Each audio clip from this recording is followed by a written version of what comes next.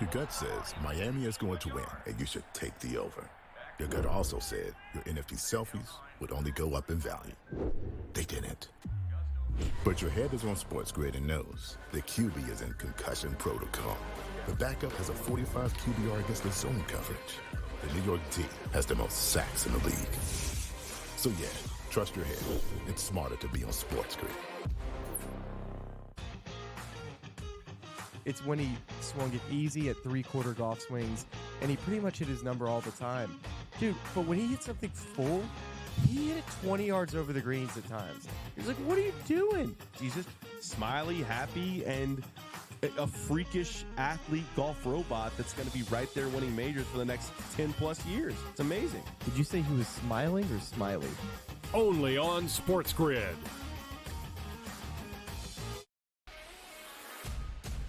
Draisaitl could easily, at plus money, get the first goal, the second goal, the fourth goal.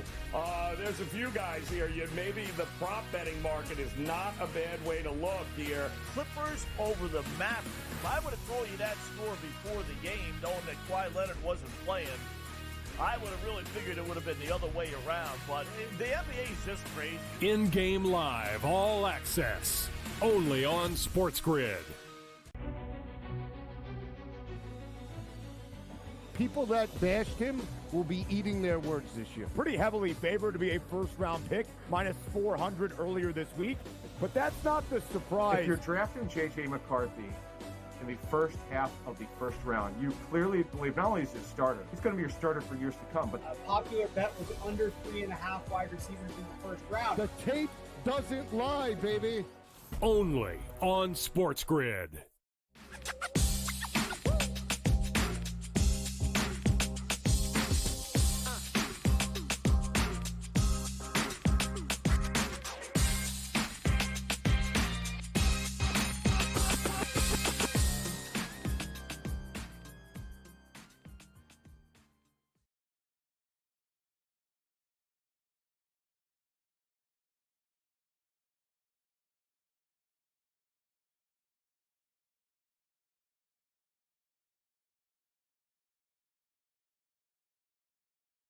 Rounds tonight when the rubber starts to meet the road and these teams start to build out these rosters in a more significant way. Joe, obviously we got a chance to go through all 32 picks last night. There's been a lot of coverage of these picks, and we'll continue to do some of what happened in round one. But rounds 2 and 3 is when you still start to add volume to your roster beyond the round 1 pick. Yeah, we have two teams in terms of Buffalo and New England, 1 and 2 in terms of the second round. Will they select a wide receiver? I gave Buffalo an absolute F-. Kev last night based off that performance. We'll see if they can get a wide receiver here. They need all the help they can get. There's a lot of talk right now about Keon Coleman. Even Jonathan Jones of CBS said Keon Coleman, who's a name that's been hot for the New England Patriots at 34, could be the guy for the Buffalo Bills at 33. But a big question, Mike, is Buffalo going to pick up 33? It feels like if we were going to have the superstar trade, Deebo Samuel, T. Higgins, for this pick right here, it would be done already.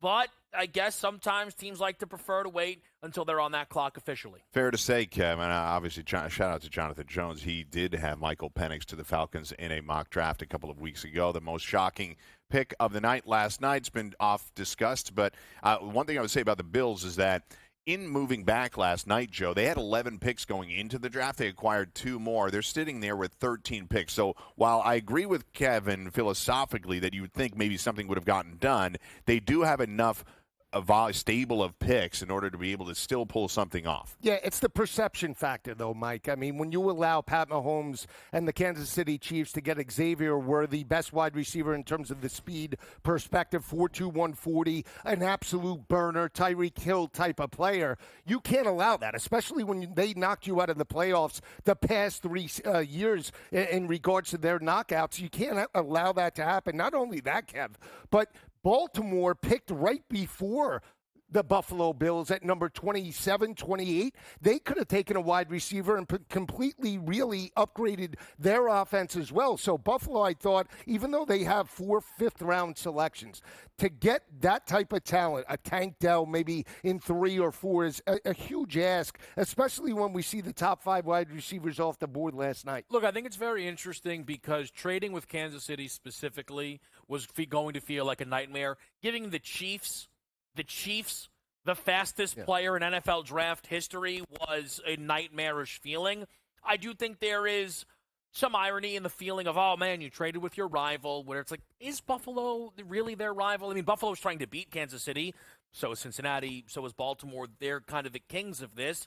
For the Bills, very clearly it's kind of a head down, we have a plan, because they also traded out of 32, where a wide receiver was drafted. At 31, a wide receiver was drafted as well, which I also think begs the question, could we see an upset here? The Bills have been heavily favored to take wide receiver with their first pick. If it's not a wideout, you have to imagine Cooper DeJean is the pick, best player available, if Buffalo doesn't go wide receiver. I think it's completely fair. I think that's something to look at, and I think what that is, to Kevin's point, that is something that we'll continue to focus on tonight. The types of players and the positions that these teams are favored to take. That's what the odds markets are going to look like. You'll be looking at the next position to be drafted by a particular team. And, Joe, I know you have one right out of the gate that you're maybe leaning towards with the Houston Texans. Yeah, I mean, when you look at Houston cornerback needs, you talk about Kool-Aid McKinstry, a man-to-man cover corner for Alabama. Right now, it's plus 430 for Houston to select, a cornerback. And let's not forget, they select Will Anderson at number 3 overall. Alabama, D'Amico Ryans played there. He understands talent, can call up Nick Saban and get really the inside edge on a player like Kool-Aid McKinstry. And at number 10 in terms of the second round, that's great value. Will he potentially be there? Washington potentially could use some defensive help. We see the Chargers as well. If McKinstry's there at number 10, I think there's a pretty good shot that Houston does, in fact, pull the trigger. They might go O-line as well, but I think cornerback is a team need right now. Really interesting, because Cooper DeJean's fall, you immediately go, oh, well, he was injured. That has to be why. The McKinstry fall doesn't feel as easy to explain, so I don't know how far this fall could continue. Do teams just not prioritize cornerback? That would be a bold decision in today's NFL. I will give people the market update that there are, unfortunately, no markets currently on the board except for, from what I can see, a Mr. Irrelevant board for people on DraftKings. That's a double shame, because I was, and we were kind of all sitting, I was clicking furiously trying to see who's going to be willing to tip information. And I don't know how much this could be tied to betting, but now Matt Miller of ESPN comes out. Hey, just someone asked me a last-minute prediction for the Bills at 33. I think it's Keon Coleman of Florida State. Wow. I'm just saying, you're now seeing multiple reporters, Mike, here, expecting this pick to be Keon Coleman. And again, we talk betting. We're just trying to bet on information, right? You can bet on your gut if you want. You can bet on what you think you would do if you were in that position. But the information now is pointing directly at Florida State's Keon Coleman. And, Joe, let's just talk about the player for a second, because there's so many different angles we can go into. And one thing we'll talk about a little bit later is the amount of leverage that some of these teams do have. The Bills created more leverage for themselves by acquiring more picks. We still have teams that only picked once yesterday, the Bengals and the Rams amongst them, that have double-digit picks left. So there will be a lot of picks tonight and obviously through the weekend that help to transform these teams. But on Keon Coleman, this Bills wide receiving core has been decimated by defections, trades, whatever you want. You could phrase them however you want. The team's gotten blown up, the wide receiver position. Khalil Shakir, the only guy with any real juice from last year's team that returns. Is Keon Coleman the type of player that can be transformative for Josh Allen in this offense? He can. I mean, he's a big, tall wide receiver, 6'3", about 218, transferred from Michigan State. Immediate impact last year with the undefeated Florida State Seminoles. Stepped up against LSU with a big performance. Their overtime win against Clemson in Death Valley, scores the game-winning touchdown. So Keon Coleman is a big body. He's not very fast, 4'6", 40. So it depends on the type of wide receiver that you want.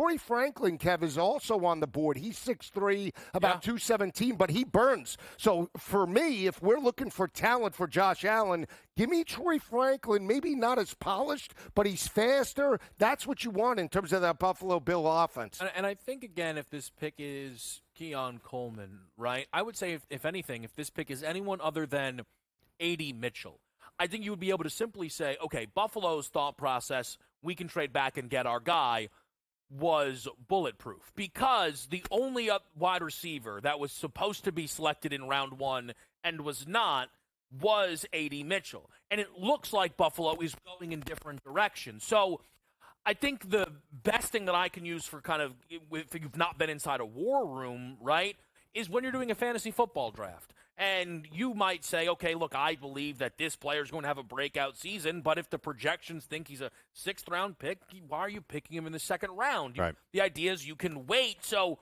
for Buffalo here, Mike, when we're trying to evaluate their decision to move back, if they didn't like Worthy, if they didn't like Pearsall, now maybe they did, right? Pearsall's a surprise, but if they said, we want Keon Coleman, nobody's taking him in round 1, why would we sit here at 28 and draft Keon Coleman?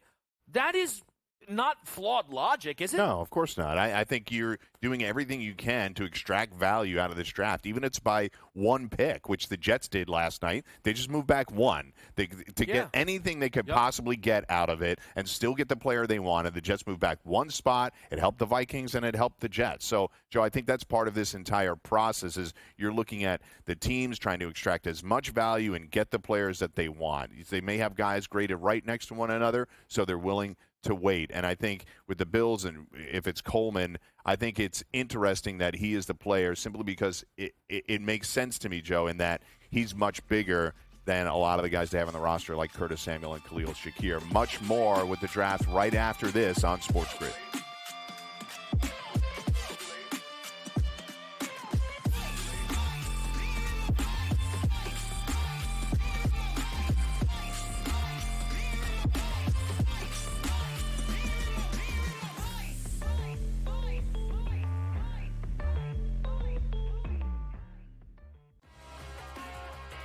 I think they're looking for a space where they can be comfortable, perhaps make some NIL money in the process, but be better set up long-term as opposed to it being 1 year jumping around. You want to kind of get your core players that have been there a couple of years, and then go get the high-profile recruit and then supplement at the transfer portal. Inside the transfer portal, only on SportsGrid.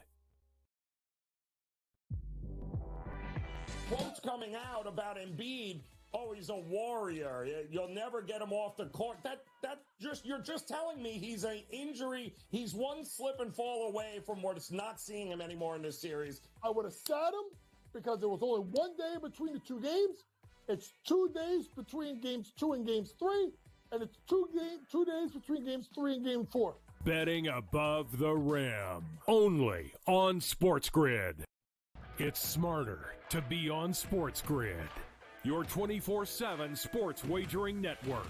The early line. Magical and historic season in Lincoln, Nebraska continues. He is the best player in the NBA, but also in the biggest moments where the national media is watching. Newswire. Something that we have never seen happen before with one of the iconic coaches in the game. Pharrell coast to coast. The team covers. It's automatic.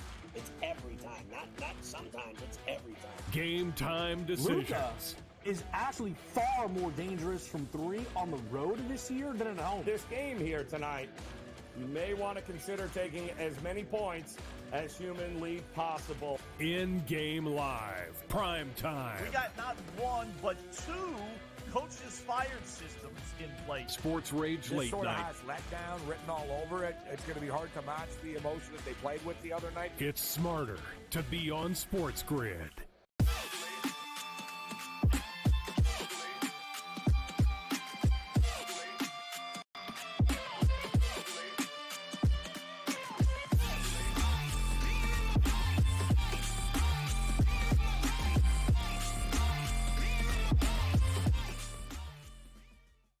We are back, and we do have our first pick of day 2 of the NFL draft. It is the guy that we speculated about, Joe, going into the break. It's Keon Coleman.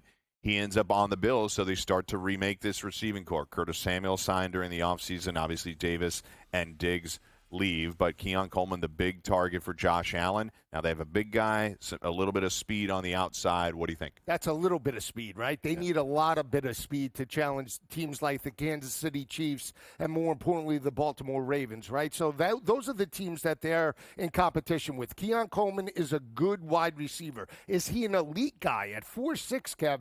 That is the problem that I have in terms of stretching defenses over the top. He can make plays if there's a pure number one, a Tyreek Hill type of player, an Xavier Worthy type of player where they could double team Worthy or another speedster and then Keon Coleman. Red zone opportunities are going to be critical for him to box out, big body. If he can cut down the speed a little, it's a nice addition to this offense. But again, a secondary option when they could have gotten players like A.D. Mitchell or maybe some others that could fly. Look, clearly this team liked Keon Coleman with their not only willingness to select him over a guy like A.D. Mitchell or even a Ladd McConkey, because I mentioned that, and I tried to tweet it out to people right before we got going while it was still out there. The head-to-head wager that I bet with Keon Coleman was against Jalen Polk, the Washington wide receiver, who's mocked around the 50s. The other wide receiver head-to-head that on the board was actually A.D. Mitchell against Ladd McConkey, which, without Mitchell coming off the board right here, maybe McConkey would actually be a live potential favorite in that market. Buffalo bucked the trend by going Coleman here even at 33. The fact that I'm almost surprised didn't get another deal done. I wonder, because you have to think there are teams calling up to secure Cooper DeJean, Kool-Aid McKinstry, Joe. Again, for Buffalo, clearly they liked Coleman. Well, the market said this was going to be wide receiver, and it was. Yeah, it was. And again, now we see New England picking number 2 in terms of the second round. They're in need of a wide receiver as well. And I think that when you look at the teams that they have to beat in the division, Miami, Jalen Waddle, Tyreek Hill, if they add some wide receiver talent as well, I mean, their offense is going to be much more explosive. What does this offense look with Josh Allen at the helm? Kev brought up 2 great tight ends in terms of Dalton Kincaid, Dawson Knox. They step up. They can also block as well. You have James Cook, a scat back that could also catch the ball out of the backfield again. But you want speed on the perimeter. You want to run off the secondary and the linebackers of opposing defenses. That opens up as well running lanes for Josh Allen, guys. So, again, nice addition. I want to see more. This can't be the pure number one, though, that they waited for in terms of the second round. I would say, you kind of project out the Buffalo offense unless they're, again, you could still get a future first dealt for T. Higgins or Deebo Samuel, but I think you got to now ask yourself, Dalton Kincaid, season-long receiving touchdown props, and is Josh Allen going to have to run more than before? The touchdown numbers were great. Could the rushing yardage, though, which some people thought would pull back last year, does that open up a little bit more, Mike, now heading into this season with this set of a wide receiver core not having a superstar top option? Yeah, before we move on to the Pats, I just had a question that I wanted to posit back to you because he said those are the types of teams that the Bills are competing with, the Chiefs and the Ravens. Mm-hmm. Is that still true? As long as you have Josh Allen, and I'll put it in parentheses, as long as you have a top 5 quarterback in football, which mostly anybody would agree Josh Allen is, you are Super Bowl or bust. Look, if the Bills made the Super Bowl, if the Bills made a conference championship, they'd be pumped about it. McDermott would keep the job. He's going to be a hot seat guy. Right. We know that this year. Yeah. You don't have a quarterback that talented and say, hey, we can miss the playoffs. Then you know what you should have done? You should have traded Josh Allen. I'm not talking about their perspective, though. Yeah. I'm talking about us realistically thinking after all the jettisoning of talent this offseason, do you really still feel like, Joe, I'll go to you on this, do you really still feel like that they compete? I do. I believe that those are the 2 teams they have to catch right now. Lamar and Baltimore, because they were able to play in terms of Kansas City. They had one of the best records in terms of the AFC. I don't expect it to change. That defense is going to get better. And again, unless Buffalo shows me something where they could step up and kick it up a notch, let's not forget as well, Cincinnati's in the mix as another up-and-coming team, and they haven't drafted yet. So we got Chargers and New England making a trade here. The Chargers move up to 34. Kev, they drafted offensive line last night and kept it right down the middle with what Harbaugh likes. We know that they are absolutely okay, we're not going to go to Kevin just yet. Joe, we know that they need talent at the wide receiver position. Do you feel like they're stacking at another position, or is wide receiver make sense here for the Well, Chargers? again, I think wide receiver would make sense, right? We thought Malik Neighbors would be in the mix at number 5 overall. They take Joe Alt. We know that Jim Harbaugh wants to run the football. Every time they rush for over 200 in regards to Michigan, they were undefeated. So for me, I think they need wide receiver help. If they didn't ship out Mike Williams and Keenan Allen, then maybe you could say maybe they would go in a different direction. But Troy Franklin is in the mix. West Coast kid playing in L.A. could be a fit. Okay, so the pick is in, Joe. It's actually going to be Ladd McConkey. Your guy finally wins a draft bet. So Ladd McConkey under 34.5 hits. There you go. Barely. I lost 3 hooks last night. I win by a hook. So Ladd McConkey, he really, I think during the year, Joe, he was banged up obviously at Georgia, but he started to pick up steam, at least amongst the chatter amongst a lot of GMs. It felt like they really like him as a player, and even if physically he isn't as imposing as a Keon Coleman or a Xavier Worthy, for example, they love the way he plays. Similar how the Niners like Ricky Pearsall, Ladd McConkey, a very polished receiver, knocked it out of the park at the Combine. Yeah, great route runner, great hands. He's a Hunter Renfrow type of player. He could also be utilized on fly sweeps, reverses, showed that at Georgia. An ability to get open, especially in zone coverage. So that's what you want. He's more of a possession type of guy, Mike, but he's going to make big plays in big matchups, and that's what you want to see for the L.A. Chargers. Yeah, so Justin Herbert finally has somebody to work with. They had Quentin Johnson, a first-round pick last year. Ladd McConkey as the 34th overall. I get that they don't have Keenan Allen and Mike Williams anymore, but you cannot say that they didn't dedicate resources in order to try to rebuild this wide receiving core. I think they saw the writing on the wall with Keenan Allen. At some point, they couldn't dedicate that kind of financial resource to an aging wide receiver that's had a lot of injuries, as great as he is. When we come back, we'll have Kev back on board, and Joe and I will keep breaking down, along with Kevin, what the Cardinals and the rest of the teams have coming up next on day 2 of the NFL Draft right here on the Grid.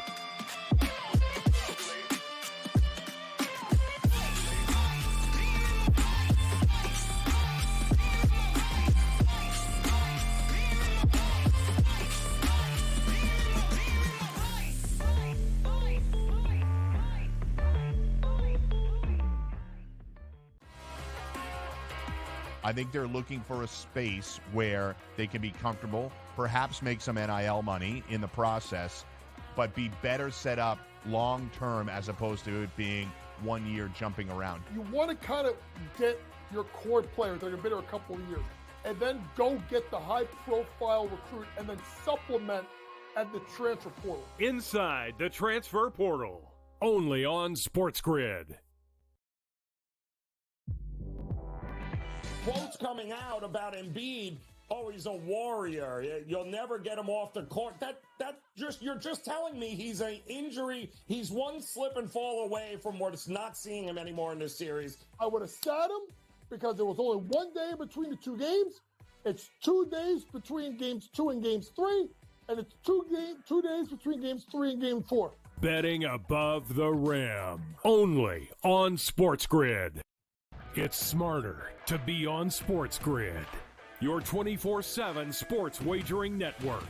The early line. Magical and historic season in Lincoln, Nebraska continues. He is the best player in the NBA, but also in the biggest moments where the national media is watching. Newswire. Something that we have never seen happen before with one of the iconic coaches in the game. Pharrell, coast to coast. The team covers. It's automatic. It's every time. Not sometimes. It's every time. Game time decisions. Luka is actually far more dangerous from 3 on the road this year than at home. This game here tonight, you may want to consider taking as many points as humanly possible. In-game live, prime time. We got not 1, but 2 coaches fired systems in place. Sports Rage This late sort of night. has letdown written all over it. It's going to be hard to match the emotion that they played with the other night. It's smarter to be on SportsGrid.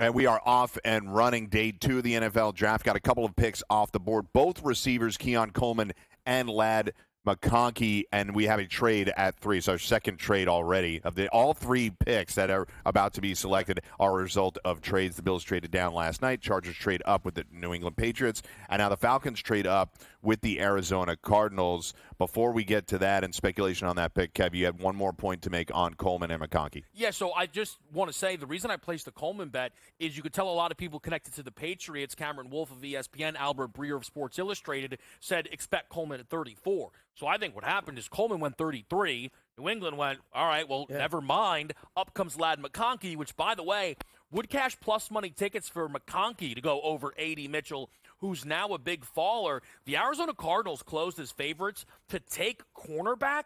A little surprising that with Kool-Aid and Cooper here, they decide to move out. Just connecting with Atlanta coming up here. Heavy favorites to take defense with that 8th overall pick before they took Michael Penix. Could it be Rattler? No, it's Rattler. Why not? Right? First 2 picks. Let's go. Shut it down if that happens. I mean, I like Michael Penix, the player. Don't like him in regards to Atlanta. But if they went defense, it would be good. You could even go linebacker potentially. Jeremiah Trotter's out there from Clemson, my personal favorite. They need edge rusher. Cornerback is always a concern for that defense. We'll see where they go, but I'm expecting defense. You don't trade up in the second round if I mean the pressure's on, right? Fontenot after Arthur Blank ripped into him yesterday. I mean, what are you doing? Yeah, I just gave you $90 million. What about Johnny Newton here? Is that a possibility?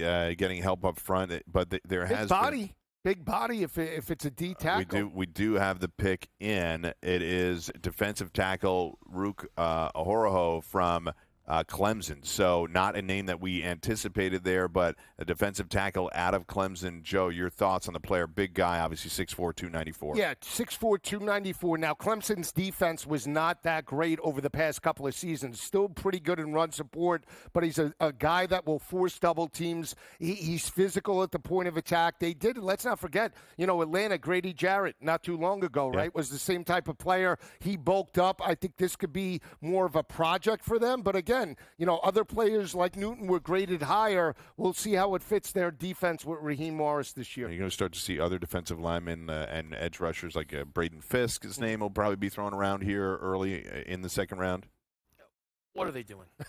I mean, now, what the heck are they doing? They have their own board. Clearly, they have their own board. Well, here's the thing. When you have your own board, that's fine. Trading up and when you're only going to work off your own board is a bad job of work. I agree with you. Consensus boards. I'm not giving you a singular person's. I'm giving you a consensus of all the top big boards. Had Okoroho not only behind Byron Murphy, who went, Johnny Newton on the board, Brandon Fisk on the board, Chris Jenkins on the board, and Michael Hall Jr. on the board. There are, again, through the consensus boards available to the public, another 4 interior defensive linemen that have been rated higher than Okoroho, who they just selected. Now, again, teams can get it right.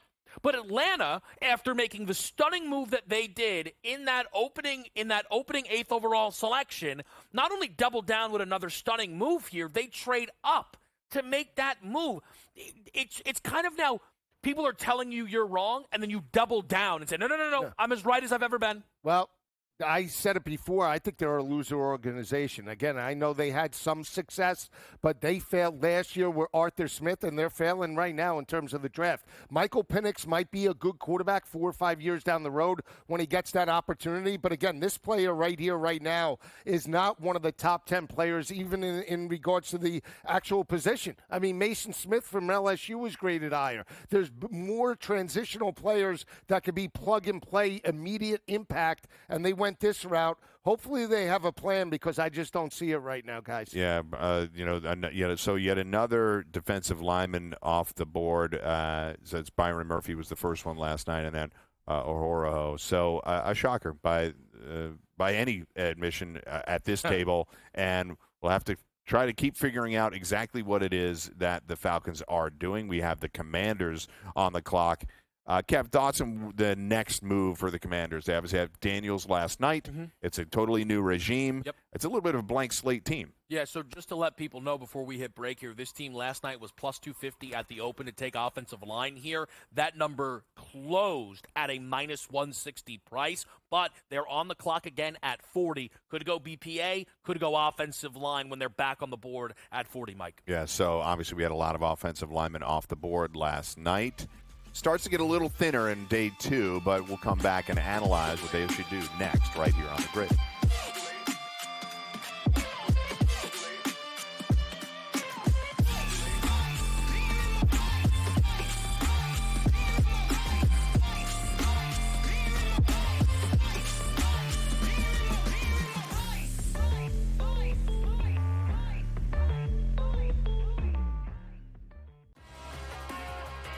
I think they're looking for a space where they can be comfortable, perhaps make some NIL money in the process, but be better set up long-term as opposed to it being 1 year jumping around. You want to kind of get your core players that have been here a couple of years and then go get the high-profile recruit and then supplement at the transfer portal. Inside the transfer portal, only on SportsGrid. Quotes coming out about Embiid. Oh, he's a warrior. You'll never get him off the court. You're just telling me he's an injury. He's one slip and fall away from not seeing him anymore in this series. I would have sat him because there was only 1 day between the two games. It's 2 days between games 2 and games 3, and it's 2 days between games 3 and game 4. Betting above the rim, only on SportsGrid. It's smarter to be on SportsGrid, your 24/7 sports wagering network. The early line. Magical and historic season in Lincoln, Nebraska continues. He is the best player in the NBA, but also in the biggest moments where the national media is watching. Newswire. Something that we have never seen happen before with one of the iconic coaches in the game. Pharrell, coast to coast. The team covers. It's automatic. It's every time. Not sometimes. It's every time. Game time decisions. Luka is actually far more dangerous from 3 on the road this year than at home. This game here tonight, you may want to consider taking as many points as humanly possible. In-game live, prime time. We got not 1, but 2 coaches fired systems in place. Sports Rage late sort night. of has letdown written all over it. It's going to be hard to match the emotion that they played with the other night. It's smarter to be on SportsGrid.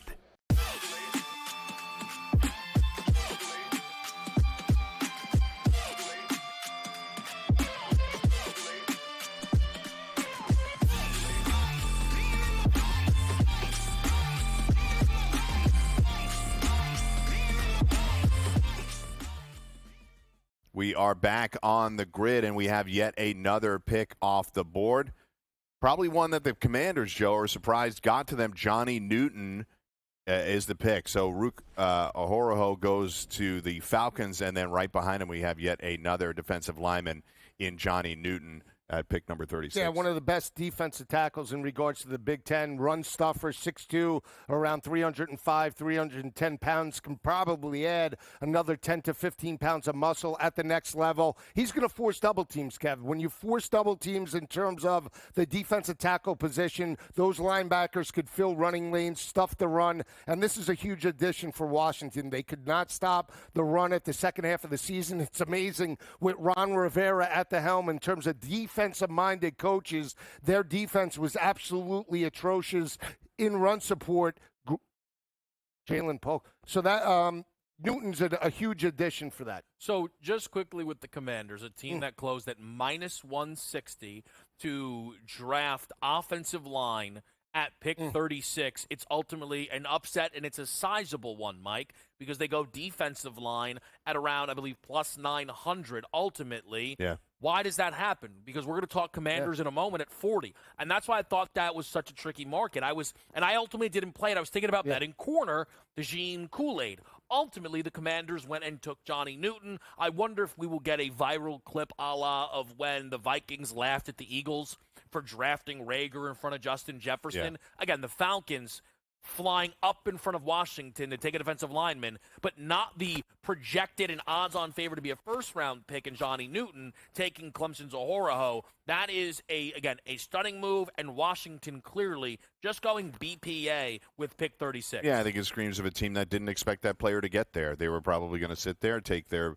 best player available, and it happened to be Johnny Newton, and they're stunned about that. Let's move on to the next team. Obviously, the picks will be flying a lot quicker in day 2. We're not going to get a chance to break down every single player or every single pick because the picks are coming off the board so quickly, but let's pause and talk about the New England Patriots adding a wide receiver here. They pick up Jalen Polk out of Washington, another Husky off the board, Joe, and we probably speculated a few different wide receivers. I don't know if this is the one that we expected, but at least Drake May is going to have somebody to throw to here. Jacoby Brissett in the short term. Yeah, stepped up with Rome Odunze and had a great game against Texas in terms of the semifinal win. He's 6'1", around 205 pounds. He can fly, great route runner, and this adds depth. I mean, New England has absolutely no wide receivers outside Juju Smith-Schuster. They have Tyquan Thornton that can run a 4.2, 4.3 40, but inconsistent and raw, so he's an added addition. They need to stockpile talent, especially when you challenge teams like Buffalo and Miami, respectively.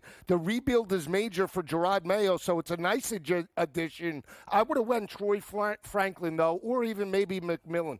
Well, it's really interesting here. The Patriots drafting wide receiver was definitely the favorite option for this pick here. So that would be, if you laid the chalk, you were able to cash a ticket with that decision. But Jalen Polk, as the 10th wide receiver off the board, isn't the surprise. It's Polk over A.D. Mitchell, who now I think is the biggest faller in this class.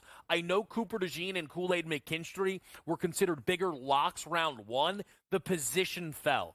The wide receiver position did not. Wide receiver went over the expected number in round number 1. Again, we are 10 wideouts deep off the board here, guys, and we still have not seen A.D. Mitchell of Texas come off the clock. So now, whenever a team's on the board who you would say, oh, this team might want to add wide receiver, you have to ask yourself if there's something with A.D. Mitchell that wasn't discussed enough throughout that pre-draft process. What do you feel it might be, Joe? It was the diabetes, blood sugar issue that came out about 2 weeks prior to the draft. Some teams had concerns. Again, he played and stepped up. He was a national champion at Georgia. He stepped up for Texas. Probably was more consistent down the stretch than Xavier Worthy. Was more consistent in regards to catching the football, had better production in the loss to Washington. In the Sugar Bowl in the second half, he was the guy. He was the guy, right. So it's just amazing that, certain players get labeled heading into the draft, and now it's A.D. Mitchell for whatever reason. Now teams are concerned.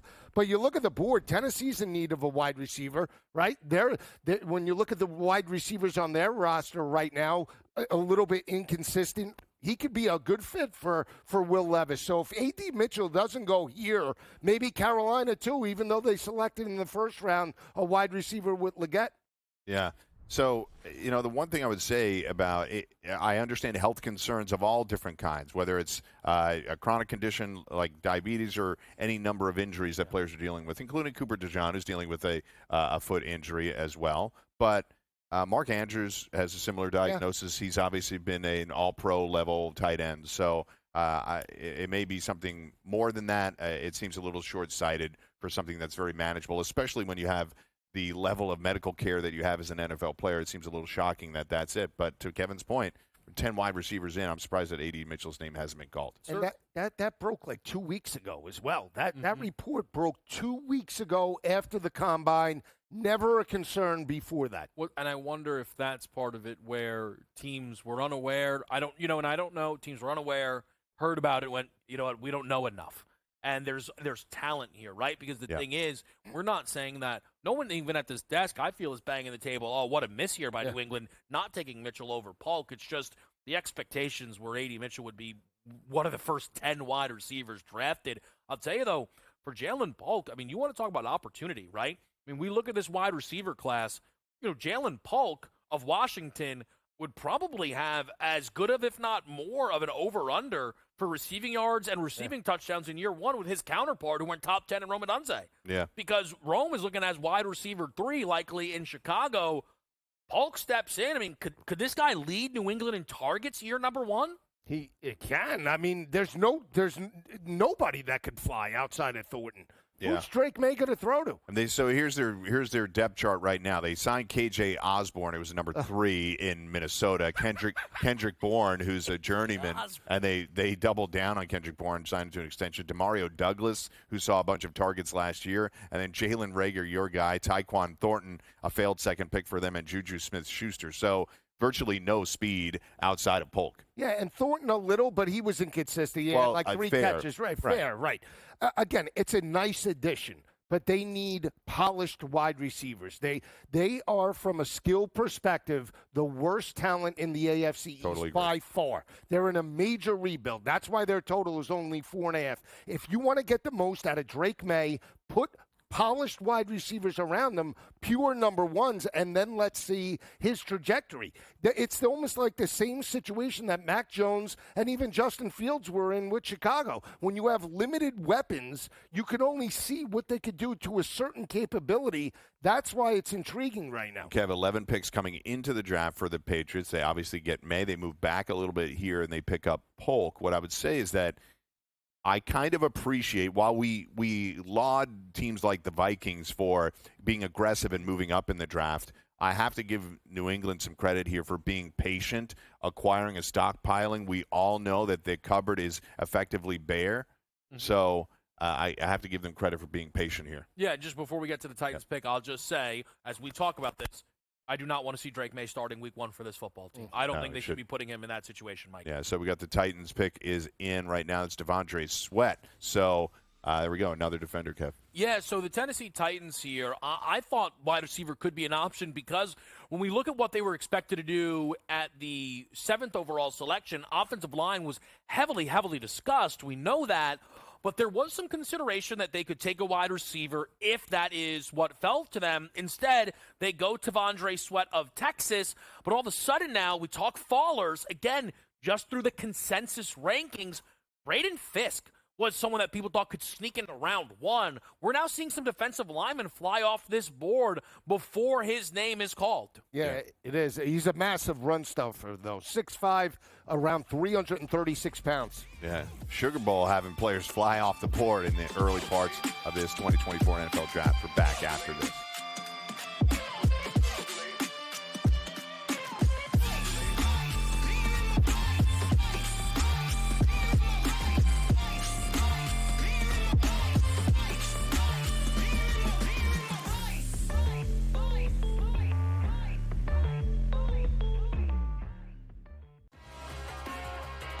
I think they're looking for a space where they can be comfortable, perhaps make some NIL money in the process, but be better set up long-term as opposed to it being 1 year jumping around. You want to kind of get your core players that have been there a couple of years, and then go get the high-profile recruit and then supplement at the transfer portal. Inside the transfer portal, only on SportsGrid. Quotes coming out about Embiid. Oh, he's a warrior. You'll never get him off the court. You're just telling me he's an injury. He's one slip and fall away from what's not seeing him anymore in this series. I would have sat him because there was only 1 day between the 2 games. It's 2 days between games 2 and games 3, and it's 2 days between games 3 and game 4. Betting above the rim, only on SportsGrid. It's smarter to be on SportsGrid, your 24/7 sports wagering network. The early line. Magical and historic season in Lincoln, Nebraska continues. He is the best player in the NBA, but also in the biggest moments where the national media is watching. Newswire. Something that we have never seen happen before with one of the iconic coaches in the game. Pharrell, coast to coast. The team covers. It's automatic. It's every time. Not sometimes. It's every time. Game time decisions. Luka is actually far more dangerous from 3 on the road this year than at home. This game here tonight, you may want to consider taking as many points as humanly possible. In-game live, prime time. We got not 1, but 2 coaches fired systems in place. Sports Rage This Late sort of Night. has letdown written all over it. It's going to be hard to match the emotion that they played with the other night. It's smarter to be on Sports Grid.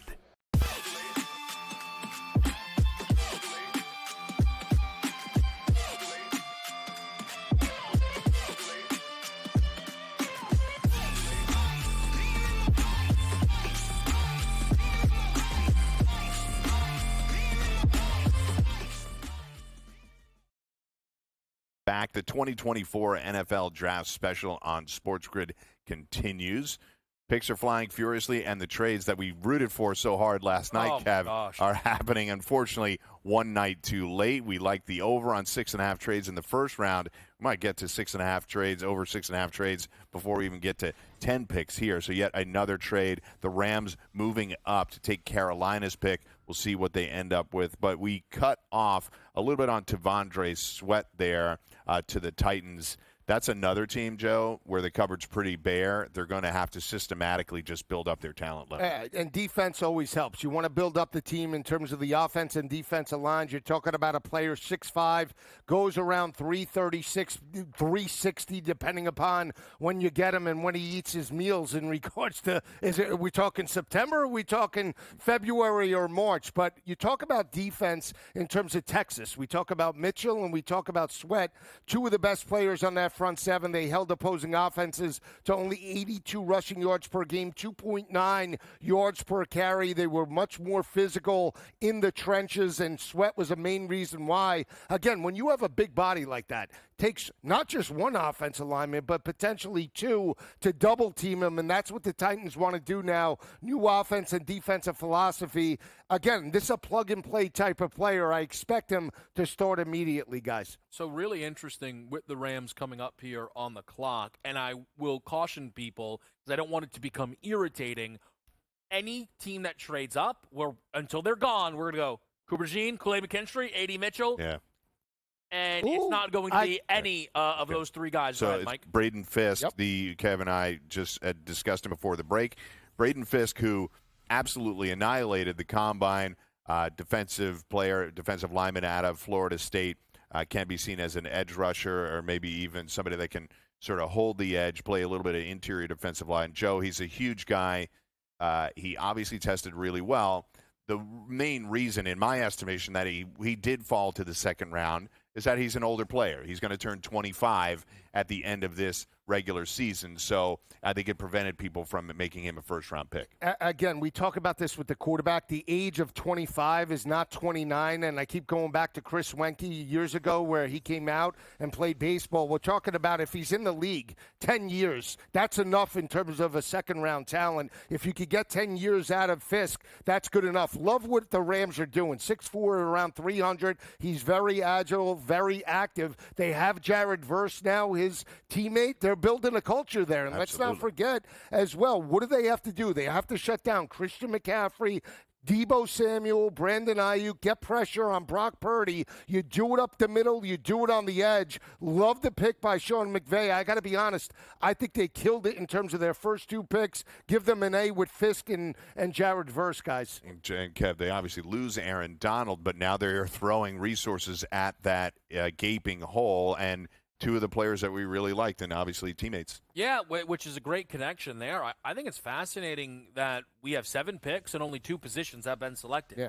3 wide receivers, 4 defensive linemen, and not 4 edge rushers, but really 4 defensive tackles is what we've seen come off of the board here. So maybe even naive to think this could have been corner or anything like that. The Rams clearly saw the run on the position and thought to themselves, hey, we got to make sure that we're not late to the party while a player of Fisk's caliber is still on the board here. Carolina deciding to trade back, a team that gave up a little bit of assets to get into round 1 to get South Carolina's Leggett, getting a couple of assets back. I don't think you could be mad at that either. No, you can. And you look at the next 2 teams up in terms of Washington, potential cornerback need for the Commanders, and Green Bay. If not, then maybe cornerback goes to Houston. I have that bet at plus 430. Could it be McKinstry, some of these other players? We'll see how it plays out. I mean, McKinstry has to be one of the best available defensive secondary guys left. So, I mean, could definitely fit for Washington. And we What- saw. What happened? What happened? What happened? We got There's it. a trade, but I'm supposed to wait. I forgot I was supposed to wait.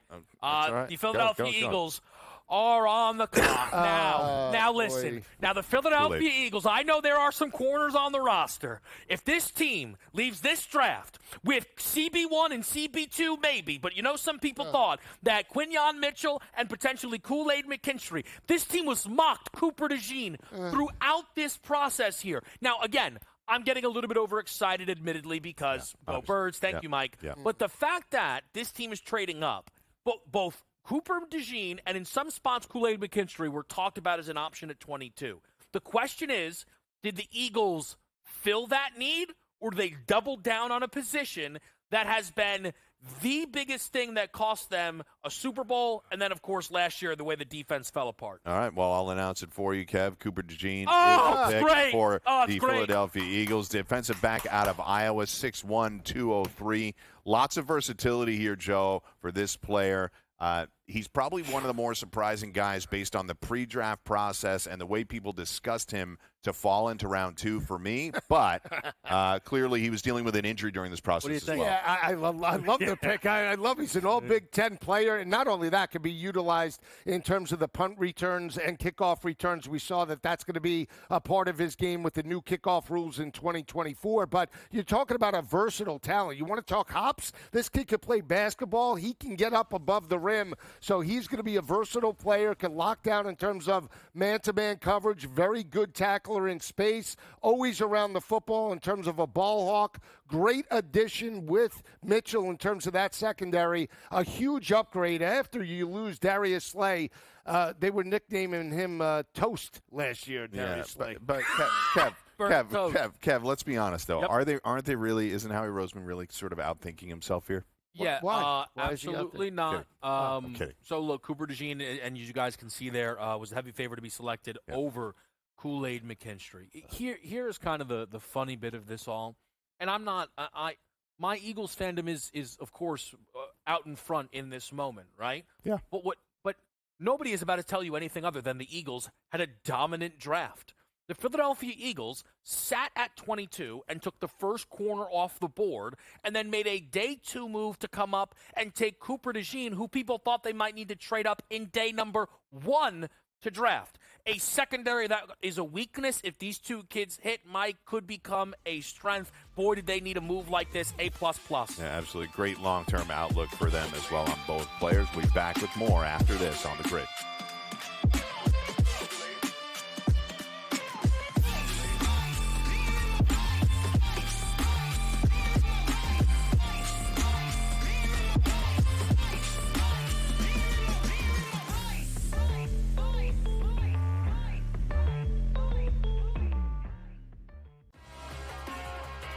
I think they're looking for a space where they can be comfortable, perhaps make some NIL money in the process, but be better set up long-term as opposed to it being 1 year jumping around. You want to kind of get your core players that have been there a couple of years, and then go get the high-profile recruit, and then supplement at the transfer portal. Inside the transfer portal, only on SportsGrid. Quotes coming out about Embiid. Oh, he's a warrior. You'll never get him off the court.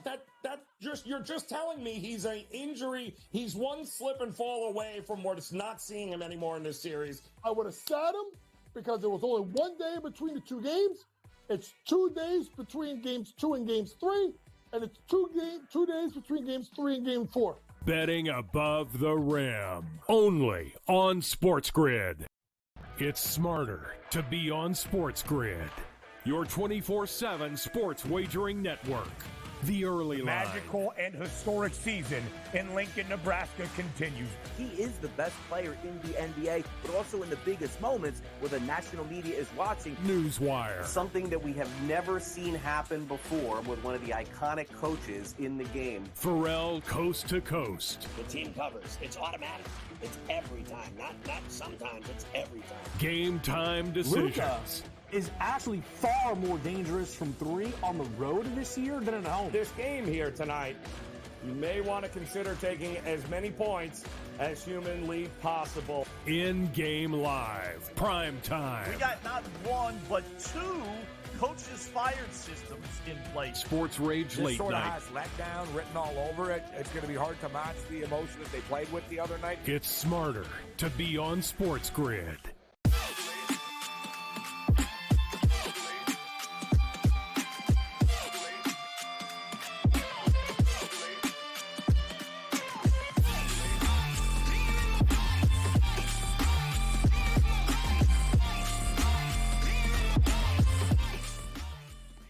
All right, we have a jubilant Kevin Walsh to my left with the addition of two defensive backs, Cooper DeJean from Iowa, headed to the Birds. We have trades flying around, Joe. We have the Saints on the clock here. No pick in just yet, but the Saints, what are expectations here for the Saints? We talked a little bit about them last night and how they sort of found themselves in a position having to address offensive line again, just because previous picks hadn't worked out. But what do we think tonight? Which direction could they go? You can't get hurt giving more weapons to Derek Carr. I mean, they were a team that could move the football between the 30, struggle with red zone opportunities.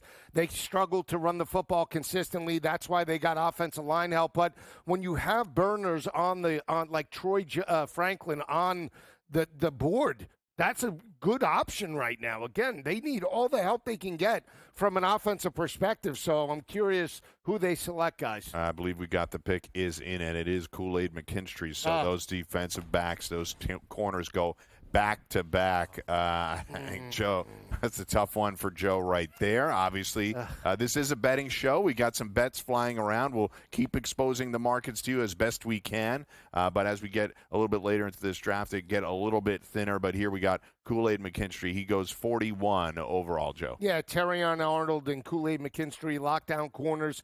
He's another player that can play man-to-man coverage. We saw Alabama defensive backs translate to the NFL. Minka Fitzpatrick, Patrick Surtain for Denver. They come in, they play immediately, coached up by the mad scientist Nick Saban. So great addition. I just wanted to see it at number 10 overall with D'Amico Ryans, the former Alabama Crimson Tide. Will Anderson was there as well. I thought it was a great pickup for Houston at number 10. I actually bet them at plus 430. I thought McKinstry would fall, but Dennis Allen's a defensive-minded coach. So whenever you get a lockdown corner, you got to reach up and grab him. But, Joe, it stands to reason that was going to happen because it's two teams, the Eagles and the Saints, both move up, take corners when the Texans were sitting there. So it's possible that all of this was at play, and we got bounced out. But Marshawn Lattimore, all right, you're obviously laughing. Well, can I be honest? No, because I'm just to let people know, right? Right. Because when you bet the draft, you try and wait as long as possible sometimes to get bets in, right? Yeah. So it's a mad dash. So Lisi spent 15, 20 minutes trying to sell me on the Texans taking a corner. And Which still might happen. And it might, but it didn't land for me. I just didn't, and I didn't get it in. And until he just said, D'Amico Ryans, Bama, like they absolutely were drafting Kool-Aid McKinstry at 42. Yeah. So sometimes with a bad beat, you laugh through it, honestly. And I now feel I still got a shot. You do, but the vision was clear as day, and it was so clear that the Eagles said, well, the Texans aren't going to trade with us. Let's get up to 40. Right. And then the Saints went, well, this kid's not lasting past 42. Right. Let's get up to 41. Can I just make this quick point on the New Orleans Saints? Because something about the draft process that I've always find very interesting. Right, Marshawn Lattimore and Kool-Aid McKinstry, now they're corners. Impressive. Well, so here's the thing. If you look at a mock draft before the college football season begins, sometimes I think we shouldn't lose sight of those things. And a Jared Verse is a top 10 pick every single time. Yep. And Olu Fashanu is your number one offensive tackle, and Kool-Aid McKinstry's probably your number one cornerback. Now, my point with Verse is so that's a guy that fall. But if you would have told Saints fans before you go through this college football season, you're getting Kool-Aid and Fashanu, I mean, that is absolutely phenomenal. Yeah, and one thing I would say, Joe, to this point is that we have, with McKinstry, it's fair to say, and I've heard this from a number of different experts, that his junior year tape was better than his senior year tape was McKinstry, and that's possibly why he fell. Yes, or teams weren't, gunning for him as much, and they threw away from him to Terrion Arnold. That's always a possibility as well. So I think you have to look at it, put it into perspective, and also look at who the coach was. Call him up, and I got it anyway. Talk about it. All right, Kamari Lassiter, we do have a corner. Kamari Lassiter is the pick from out of Georgia. He goes to the Houston Texans, so you got it. I tried to get that bet in. The market closed on me, so I'm happy for our guy here, Joe. The Texans do get the defensive back. Yeah, one of the best lockdown corners for Georgia's secondary, coached up by Kirby Smart, national champion. I mean, it's a great pick. There's no doubt, though, now seeing how this played out, that McKinstry was going to the What Texans. was the number you bet that at? 430? 430. That's a great pick. Yeah, 430. Let's knock that down. Yeah. The market was way off. They love defensive line here, minus 170. No was doubt. that buoyed, though, by the line on defensive linemen that we saw earlier on in this round? Yeah. Awesome hit, Joe. Entirely possible. Ahoroho, Newton, Sweat, Fisk, all options there at defensive tackle that were eliminated by the time they picked. So big win there for our guy. Hopefully for you at home. We're back with hour number 2 after this on the grid.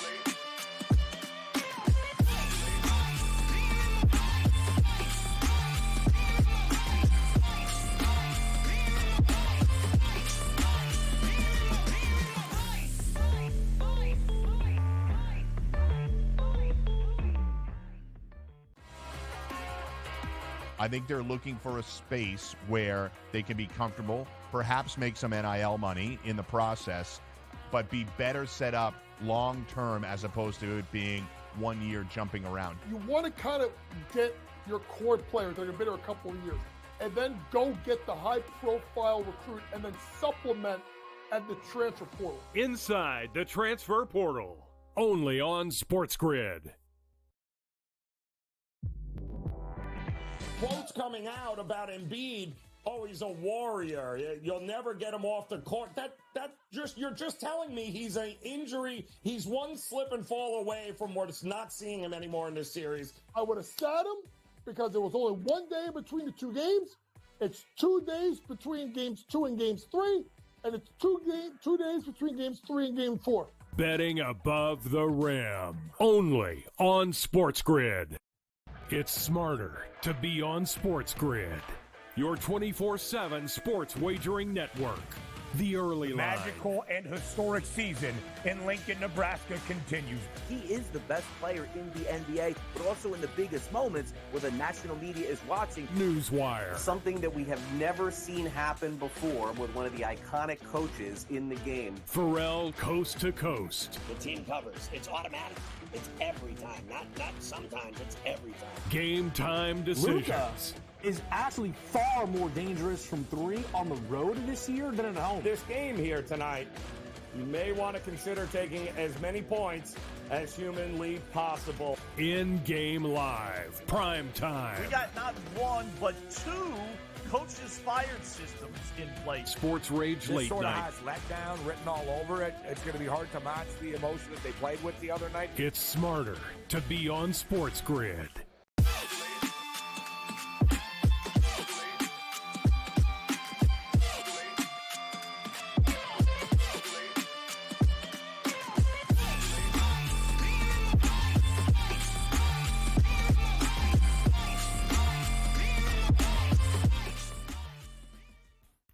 Hour number 2 of day 2 of the NFL Draft Special here on the grid rolls along. Mike Blewitt, Kevin Walsh, Joe Lisi, excited to be here with you.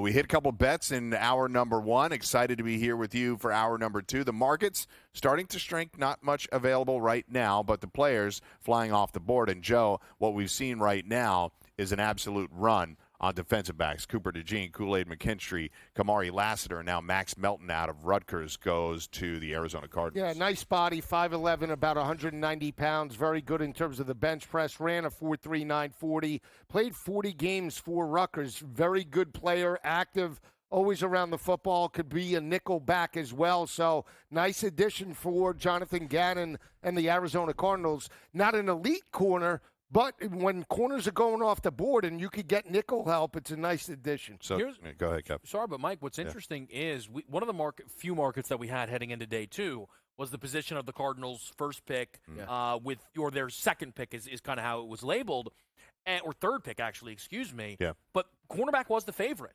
and it was a number that continued to get shorter. And when they traded back, you go, okay, well, now we're kind of up in the air. I wonder how Arizona feels having traded back. They sit and takes Max Melton. Did they think that they could still get DeJean or McKinstry while trading back? I'm just curious because ultimately they had to settle for Melton, even Lassiter, right, coming off of the board here. This is a situation where maybe they got a little cute, Mike. Entirely possible, but it also is worth noting that Monty Ossenfort, their GM, has developed a reputation early on at helming the Cardinals of being able to maneuver around, acquire extra picks, and it's something that he has done. Now, a guy that we didn't break down too much last night, Joe, after the MHJ pick for them was Darius Robinson, the edge rusher who went late first round, probably the guy with all the maelstrom of things that were happening with the Xavier Worthy trade.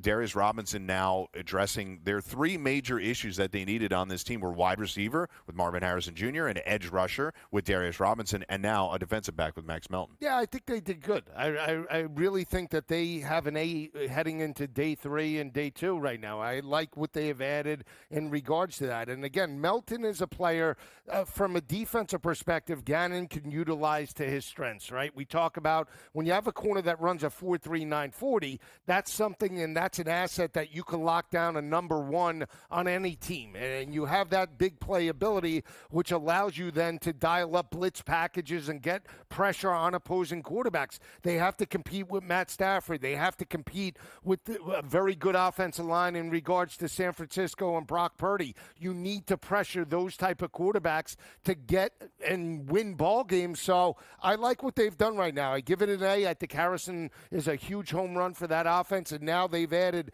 2 nice pieces to that defense. And Gannon, I thought, did a pretty good job in terms of his first year at the helm, guys. Kev, they didn't do too much in free agency. Desmond Ridder to back up Kyler Murray, but really the only big name was Jonah Williams, where they have some offensive line help. And now, again, another team coming with a little bit more of a methodical approach, layering in some extra picks in order to start to build out this roster. As teams rebuild, you see teams doing this pretty rapidly, like the Texans have done, just really churning over this roster year over year. So the Cardinals are what I would label a target team for me. I'll tell people this. Like, I am not going to be putting NFL futures on the board for a while, and not a second before that schedule drops. There's a lot of that is – I'm not getting there. It matters when your buys are and all just the road you go through, how condensed your tough games might be.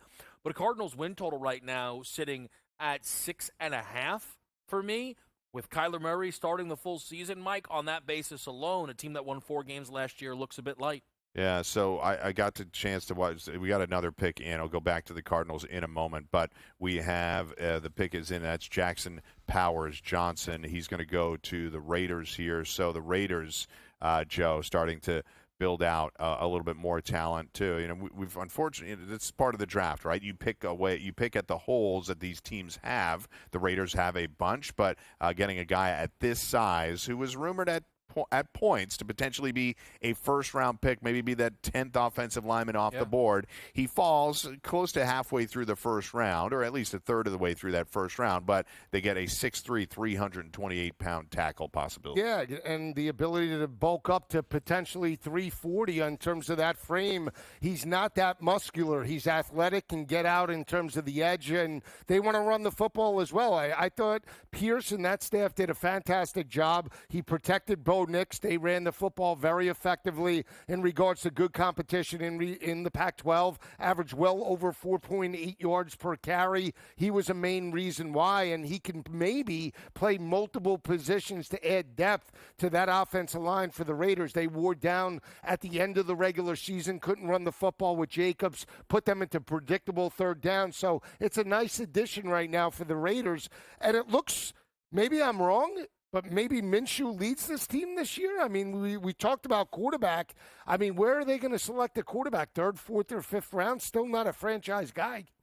I wouldn't draft a quarterback. There's a very long conversation that we as a group had before this show about just letting it play out, and I would let Vegas, I would just let it play out and be patient. If you're the team that next year gets to take Shedeur Sanders, Quinn Ewers, then so be it. This team got Brock Bowers at 13. Nobody thought he'd be on the board there. And they get a Powers Johnson, who was a projected first-round pick here at 44, Mike. Yeah, so another pick off the board, Edgerrin Cooper out of Texas A&M. We got a linebacker off the board to the Packers. Back to the Raiders for 1 sec before we get into the pack. Colton Miller, longtime left tackle there. Bowers Johnson can come in and really bolster that offensive line. They signed Alexander Madison to back up Zamir White. I'd imagine they're looking at running back help throughout the draft. And to Kevin's point, this does not feel like a rush at quarterback to me. The project QB that they may get somewhere later in this draft, I think Minshew is going to win that job over O'Connell, who got a lot of starts last year, Joe. But Raiders, again, just it's clear what Antonio Pierce is trying to build here, and he's got another big offensive lineman. But let's go to Edgerrin Cooper there. We have a linebacker off the board for the first time to the Packers. That's the favorite. I just want to let people know.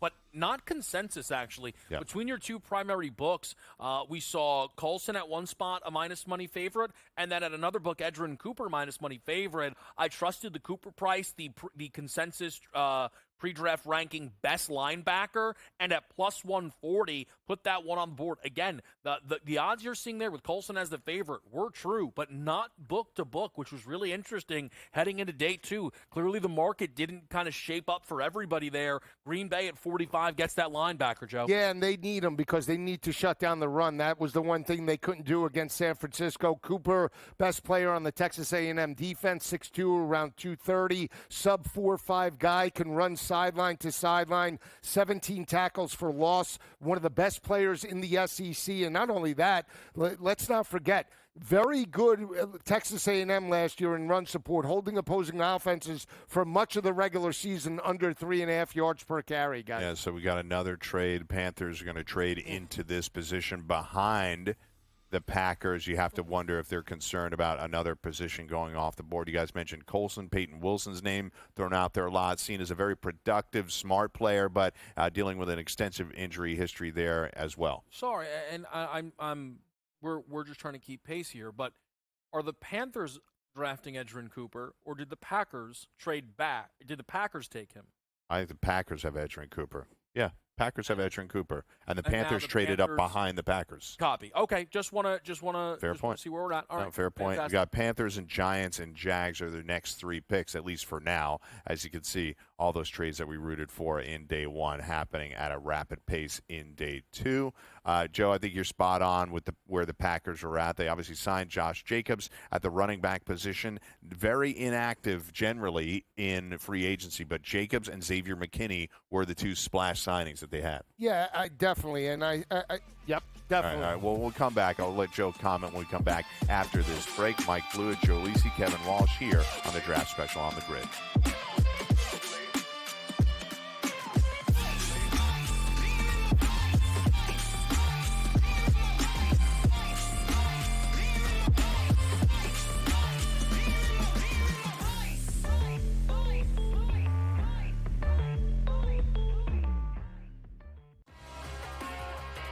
I think they're looking for a space where they can be comfortable, perhaps make some NIL money in the process, but be better set up long-term as opposed to it being 1 year jumping around. You want to kind of get your core players that have been there a couple of years and then go get the high-profile recruit and then supplement at the transfer portal. Inside the transfer portal, only on SportsGrid.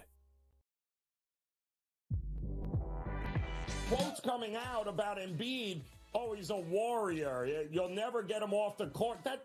You're just telling me he's an injury. He's one slip and fall away from what's not seeing him anymore in this series. I would have sat him because there was only 1 day between the two games.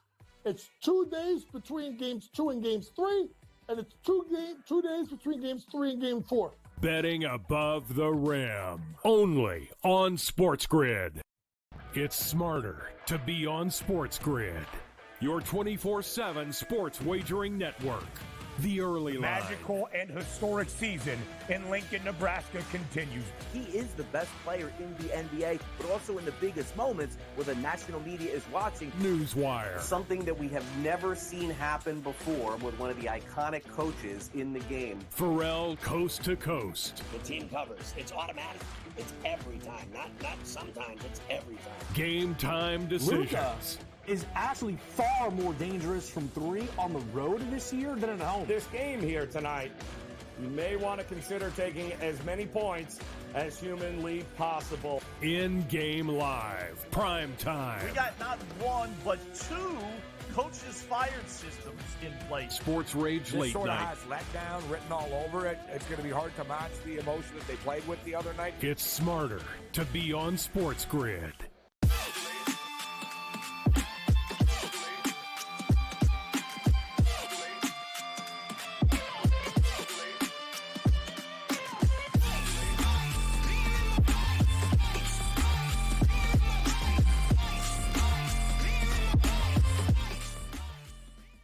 Back on the grid, Mike Blewitt, Joe Lisi, Kevin Walsh. We do have our first running back off the board, Joe, and that is Jonathan Brooks. He goes to the Carolina Panthers.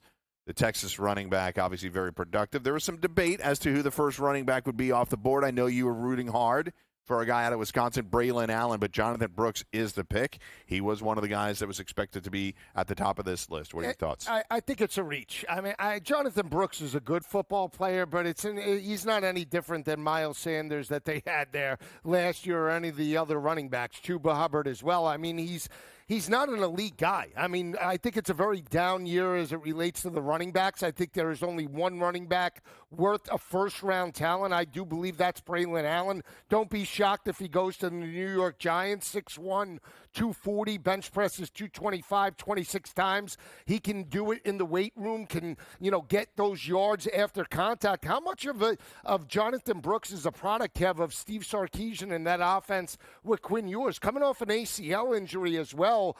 I don't think he's deserving of a second-round grade. What I will say is the fact that we are seeing the first running back be someone off of a torn ACL is a surprise. There's more to get to with that, but we'll let you handle the Giants pick first. Okay, so we got the Giants pick coming in. Don't know exactly what that is, but it's...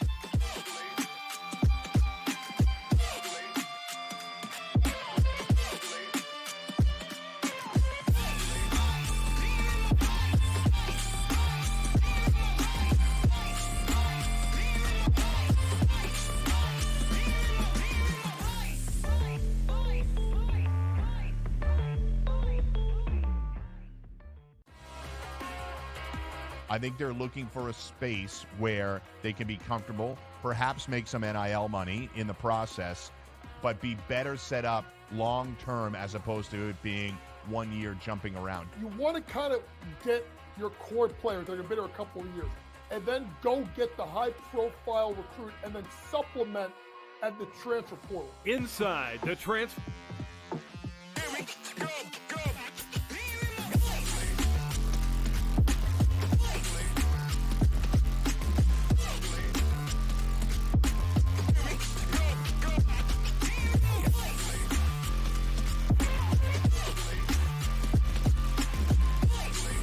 Back on the grid, and we just had a couple of wagers settled, Kev, here. We talked about Jonathan Brooks at running back going to the Carolina Panthers.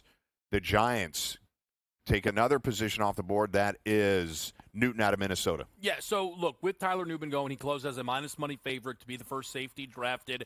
Bullard in some spots, people discussed this potentially. The challenger here was around 3-1, but the favorite cashes. I would just love to give people a chance with this running back market, though, with Jonathan Brooks.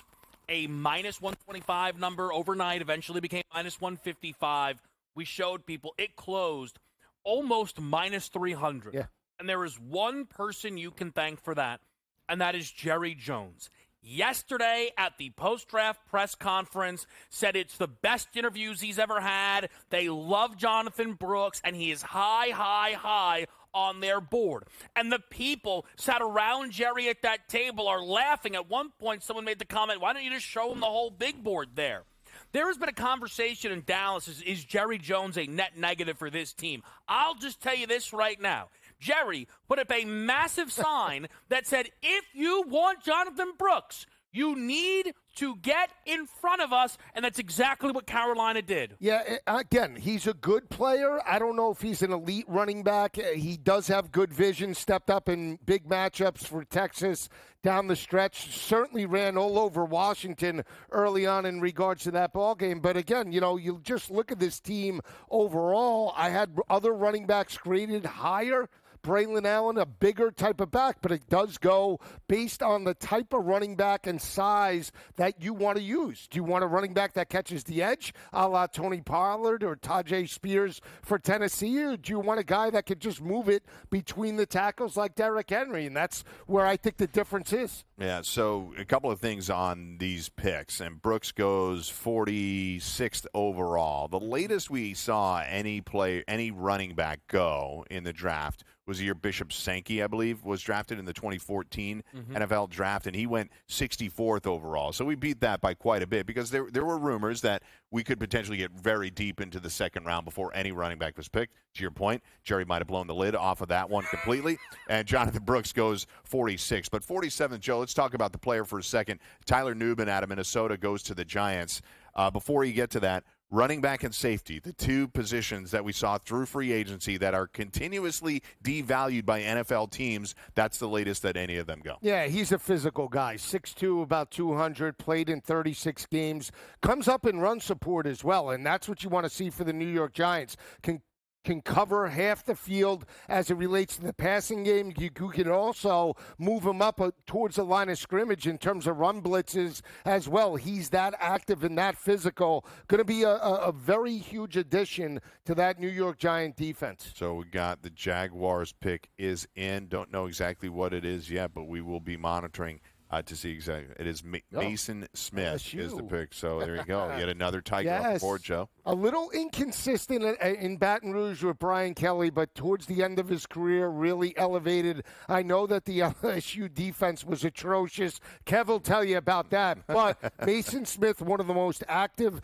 players in terms of the front seven. Again, he can run sideline to sideline. And again, we talk about offensive players for LSU transitioning. The defensive side does as well. He's going to be a great addition to that Jacksonville defense, and they need to shut down the run as well because they fell off the cliff towards the second half of the season. Kev, any correlation between the LSU defense and Jaden Daniels' season?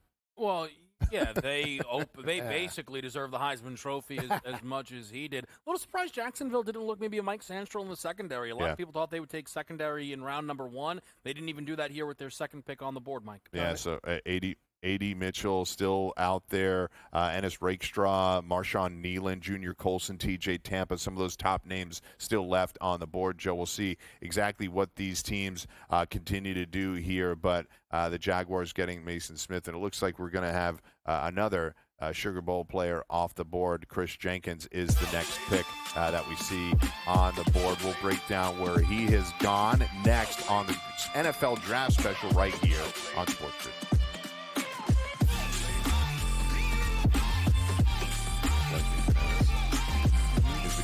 The active one? It's not supposed to be, but honestly, it's never consistent. Just the reality. Greg. Your gut says Miami is going to win, and you should take the over. Your gut also said your NFT selfies would only go up in value. They didn't. But your head is on SportsGrid and knows the QB is in concussion protocol.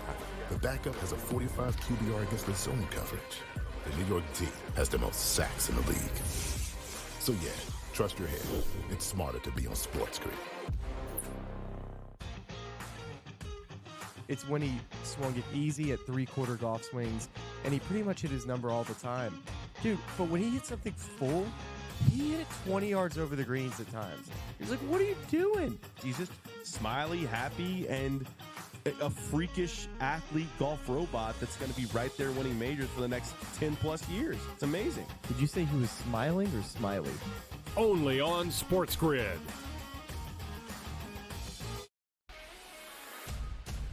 Draisaitl could easily, at plus money, get the first goal, the second goal, the fourth goal. There's a few guys here. Maybe the prop betting market is not a bad way to look here. Clippers over the Mavericks. If I would have told you that score before the game, knowing that Kawhi Leonard wasn't playing, I would have really figured it would have been the other way around. But the NBA is just crazy. In-game live, all access, only on SportsGrid. People that bashed him will be eating their words this year. Pretty heavily favored to be a first-round pick, minus 400 earlier this week. But that's not the surprise. If you're drafting J.J. McCarthy in the first half of the first round, you clearly believe not only is he a starter, he's going to be your starter for years to come. But a popular bet was under 3.5 wide receivers in the first round. The tape doesn't lie, baby. Only on SportsGrid.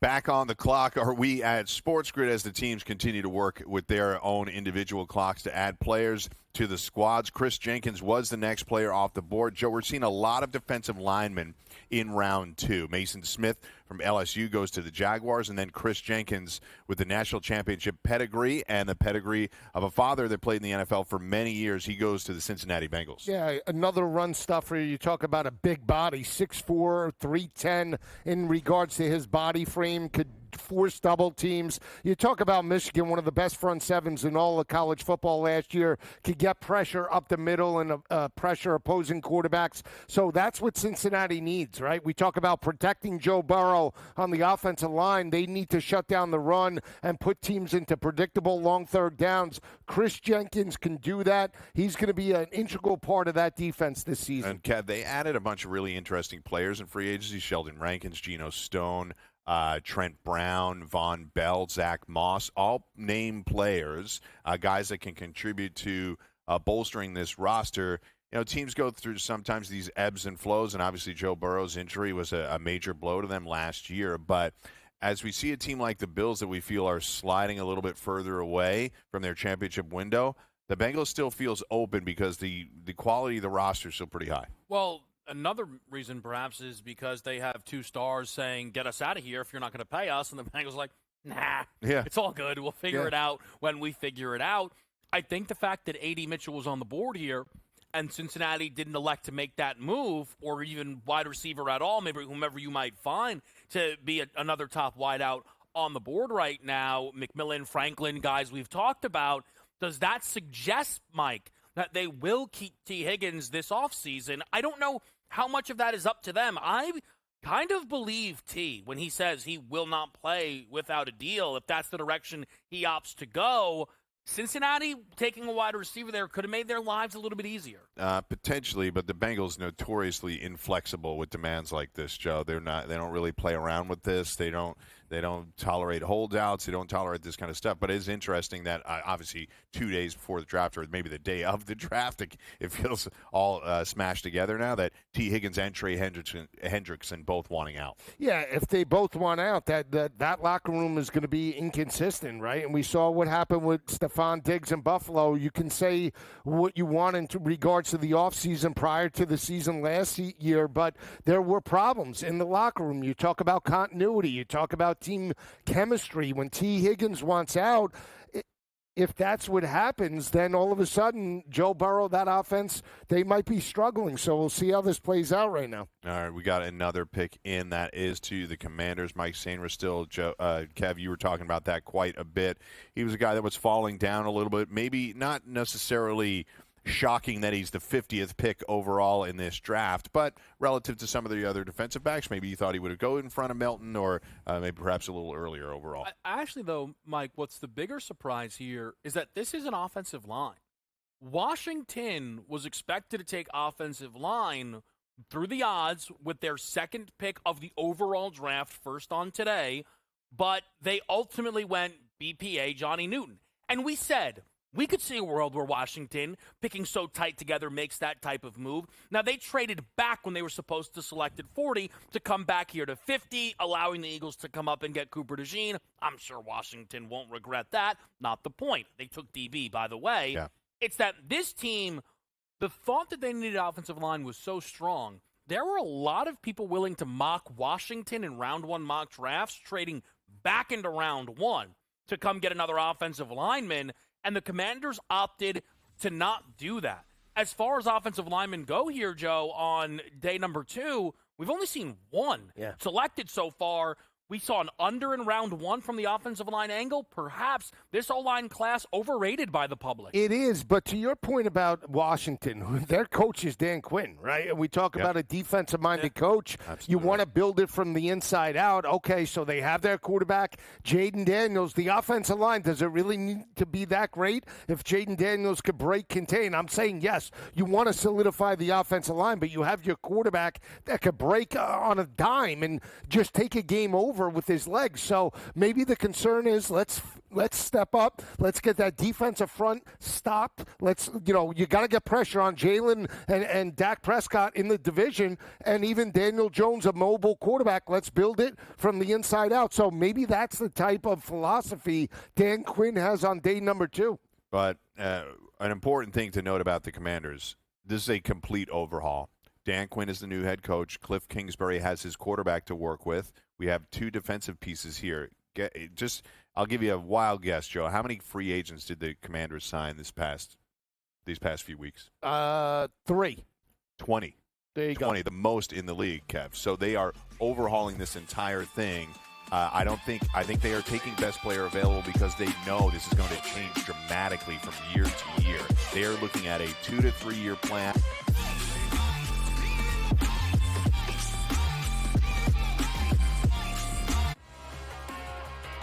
I think they're looking for a space where they can be comfortable, perhaps make some NIL money in the process, but be better set up long-term as opposed to it being 1 year jumping around. You want to kind of get your core players that have been here a couple of years and then go get the high-profile recruit and then supplement at the transfer portal. Inside the transfer portal, only on SportsGrid.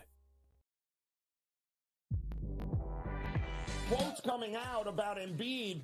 Oh, he's a warrior. You'll never get him off the court.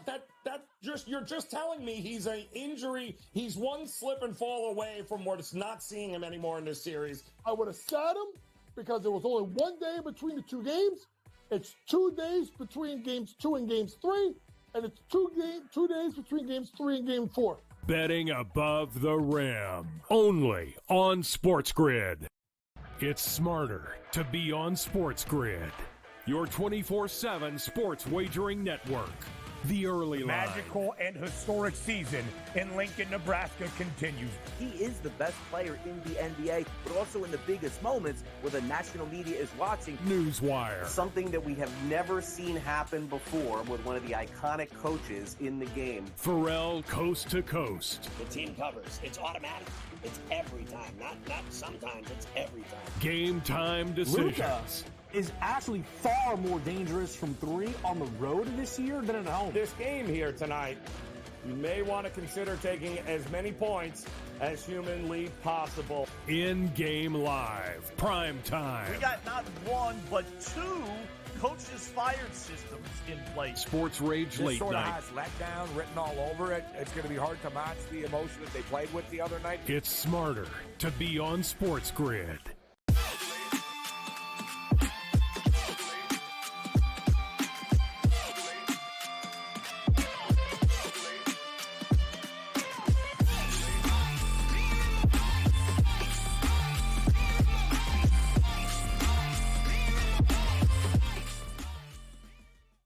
And we are back, 2024 NFL Draft Special, right here on the grid. Mike Blewitt, Joe Lisi, Kevin Walsh. Excited to be here with you. We're taking it all the way to midnight, and there's been so much action in the first hour and a half that we got to get our legs under us, trying to announce as many picks as we can and give you takes on what the teams are looking at. But, Kev, we left off with the Commanders.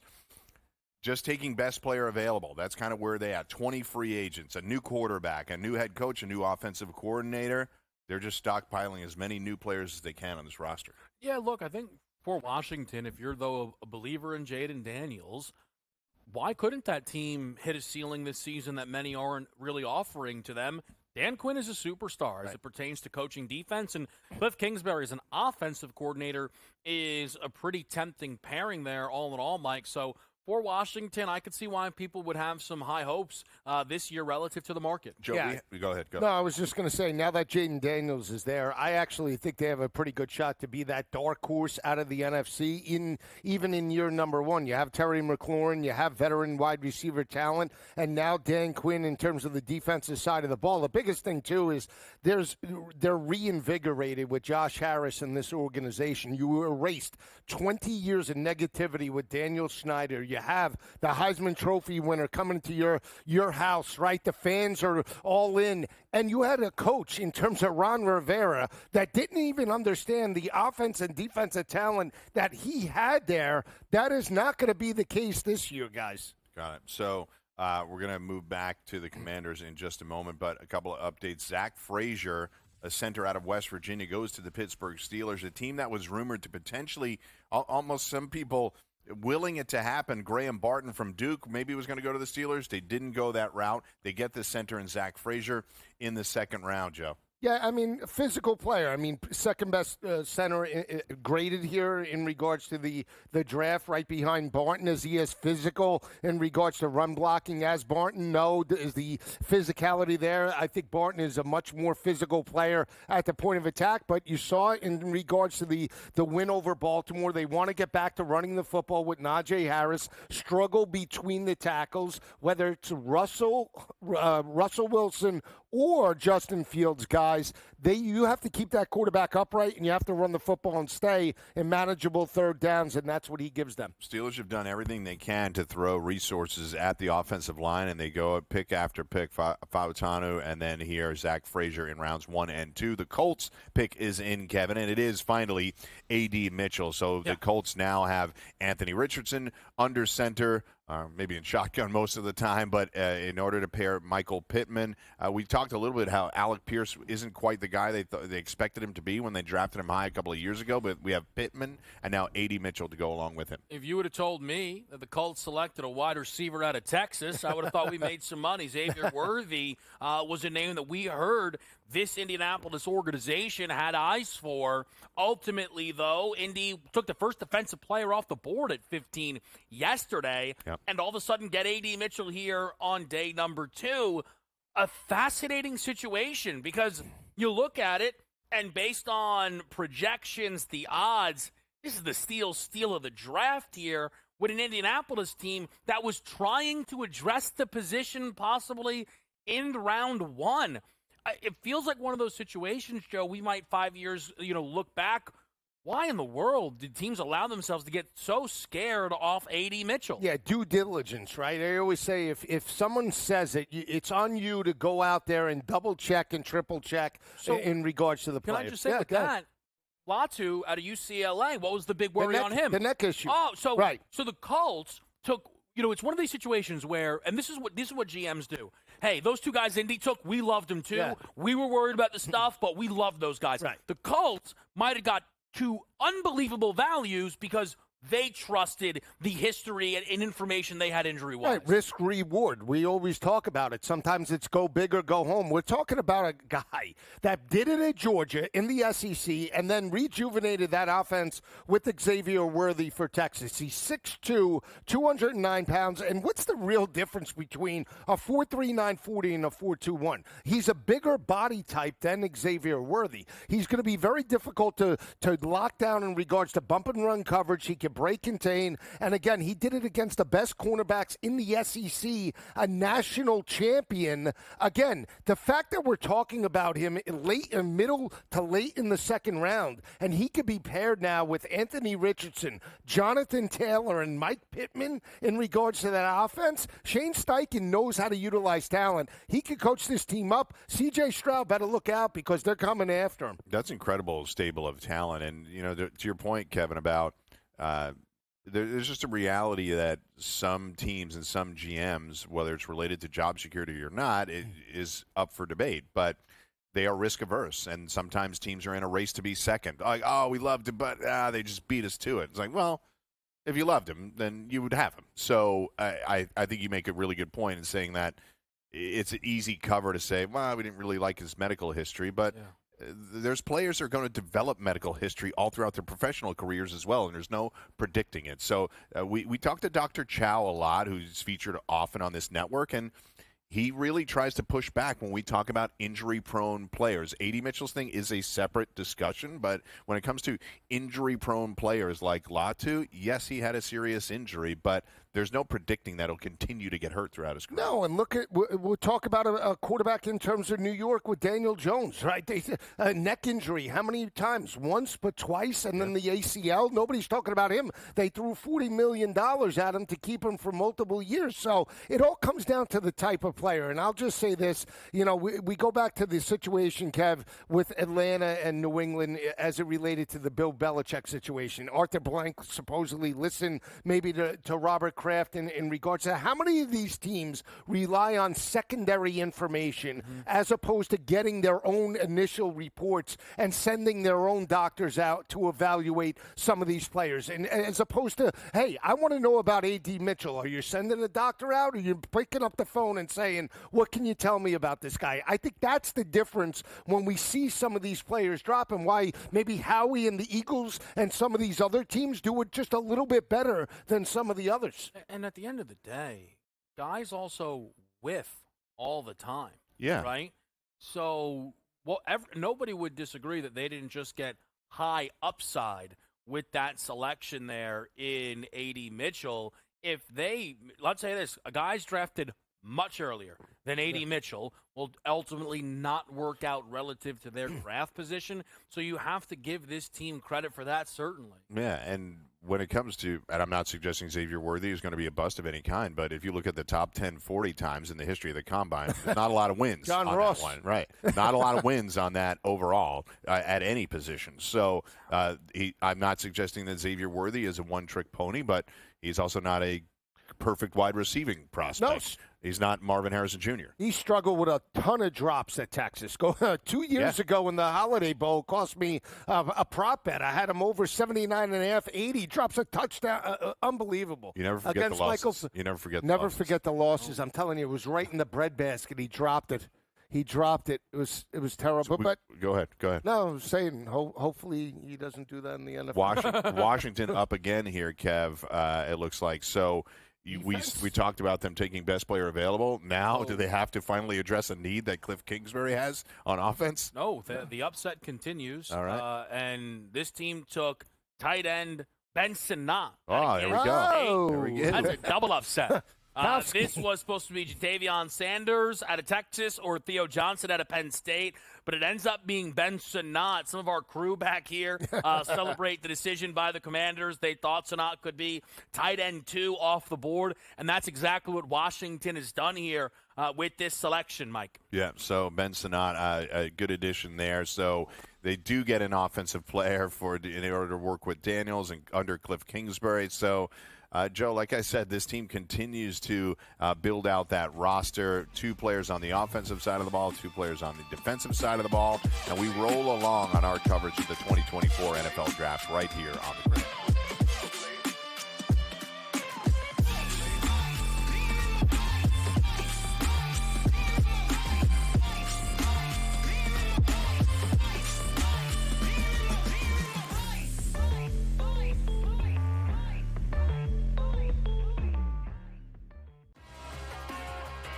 I think they're looking for a space where they can be comfortable, perhaps make some NIL money in the process, but be better set up long-term as opposed to it being 1 year jumping around. You want to kind of get your core players that have been there a couple of years and then go get the high-profile recruit and then supplement at the transfer portal. Inside the transfer portal, only on SportsGrid. Quotes coming out about Embiid oh, he's a warrior. You'll never get him off the court.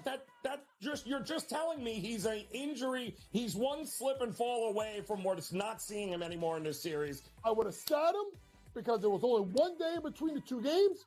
It's 2 days between games 2 and games 3, and it's 2 days between games 3 and game 4. Betting above the rim. Only on SportsGrid. It's smarter to be on SportsGrid. Your 24/7 sports wagering network. The early line. Magical and historic season in Lincoln, Nebraska continues. He is the best player in the NBA, but also in the biggest moments where the national media is watching. Newswire. Something that we have never seen happen before with one of the iconic coaches in the game. Pharrell, coast to coast. The team covers. It's automatic. It's every time. Not sometimes. It's every time. Game time decisions. Luka is actually far more dangerous from 3 on the road this year than at home. This game here tonight, you may want to consider taking as many points as humanly possible. In-game live. Prime time. We got not 1, but 2 coaches fired systems in place. Sports Rage This late sort night. of has letdown written all over it. It's going to be hard to match the emotion that they played with the other night. It's smarter to be on SportsGrid.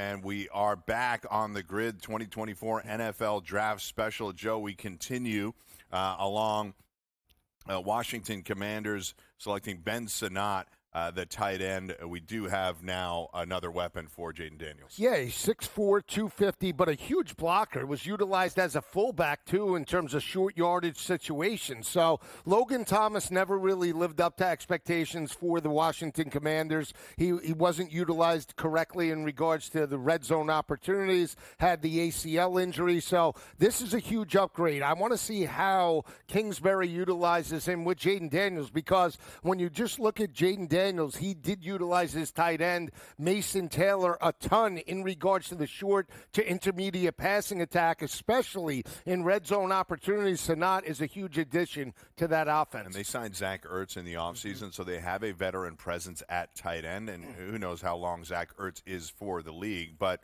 he can still be a nice safety valve there for Daniels or whoever happens to be playing at quarterback at the moment, and look, then he can develop under. If it's about making Jaden Daniels comfortable, yeah. In November you schedule a Sun Belt team. You know what I mean? Don't start. Don't start this now. No, I'm just saying. It's Friday night. Don't start. No, I mean, nothing really gets that guy in a groove like playing Army inside. in October Don't start. and running up the score. No yeah, I know. Because Caleb never did that against San Jose State. It's college football today. The UL Monroe Warhawks. Let's get them going on a Saturday. Terry Bowden coached that team. Know. All right, let's not bash Terry. I'm not bashing friend them. of the I'm show. just saying that maybe don't play them in November, like Kevin's saying. Like, let's do that at the beginning of the season. Anyway, we digress. The Browns are up on the clock. Browns. What was that, Mike Hall? No, I was going to say maybe running back to help out with Nick Chubb. Mike Hall is the pick there, Joe. Yeah, and Mike Hall, I mean, complimentary player. I didn't see this coming in regards to where they would select it, Mike. You were hoping they were taking a running back. I was. Because you had the pick. Look, ultimately, Mike Hall, the defensive lineman out of Ohio State, cashes the favorite. Their first pick, by the way. Which was the Browns' first pick to be defensive line. Right. It was at a plus price, though, ultimately, for this to be defense around plus 175 there. So the Browns, with their first pick, get a little in the mix here with Ohio State's very own, go a little in-state there, Joe. And they like Ohio State defensive players have translated to the next level. Again, you have Myles Garrett. This is a huge addition to that defense. Again, what is the I think the bigger question in regards to Cleveland is what is the identity of this team, right? They were a ground and pound, and then when Joe Flacco comes in there, they open it up. That's from the offensive perspective. But that defense fell apart. I mean, C.J. Stroud attacked them vertically. They couldn't get any quarterback pressures. It seemed like it was a one-man show with Myles Garrett and everybody else in the second half of the season. So if this adds depth in terms of Hall, he stepped up at Ohio State, this can help them. Again, you want to get off the field and give your offense multiple opportunities. Yeah, what I would say is that defensive line, they needed a little bit more help for Myles Garrett on the defensive line because those defensive backs for the Browns, they get after it. Greg Newsome and Grant Delpit, they did a really nice job of getting after it. You're right. Earlier in the season, it started to fade. But when it's Myles Garrett getting double-teamed on every play, despite the fact that he won Defensive Player of the Year, it starts to become an overwhelming ask for him. No, it is. Again, anytime you could help out Myles Garrett to free him up, that's always going to help your defensive front, right? The problem that I have with the Cleveland Browns, though, is that they sort of broke down as well in regards to run support towards the end of the regular season. And when that happens, the teams sustain drives, your quarterback and your offense are on the sidelines. We still don't know what the offense looks like with Deshaun Watson, right? I mean, if Deshaun Watson comes out first month of September, Kev, and doesn't have a 300-yard performance, we're going to start to say, what are they doing in regards to their franchise guy? Yeah, I think that's a valid point. I do think, though, look, Watson's start in Cleveland was really rocky. His final game that he played for this team was beating the Baltimore Ravens, if memory serves. That was his best game. And ultimately, the Browns made the postseason without their star quarterback. I know Flacco played well and started flying all over the field. Yep. You got to ask yourselves, though, if this team can take another step forward, could potentially you see Watson another year better. What's so dangerous and I guess difficult in believing with the Cleveland Browns is you have very consistent organizations in Baltimore and Pittsburgh with Joe Burrow as the other guy. The Ravens are never awful. The Steelers are never awful. And again, as long as Burrow's out there and available, Cincinnati should be at minimum a 500 football team. So the problem for Cleveland is when you're like, hey, look, I think they're going to have a good season, right? Something you and I both thought last year. Yeah. They did have a good season. And they were a wild card team because the Ravens ran away with the 1 seed. And that's for using 4 quarterbacks. Right. But the issue is this, right? Deshaun Watson, when they signed him, was supposed to be one of the best quarterback in terms of polished pocket passers in the division, right? Yeah. Now it's Joe Burrow, and you want to make the argument from Lamar. I'll say it's give and take, good days and bad days. But Deshaun Watson still hasn't showed it. And I agree with Kevin because I was very high on this team. What is the identity when he's there? Because I felt when he was under center, they were very conservative. It wasn't until Flacco did come into that offense that Stefanski said, you know what, let's forget the rushing attack and let's throw it 50 times a game. Plus, they also lost Chubb, and I think look, that's why Kevin Stefanski was coach of the year and considered that all throughout the season. But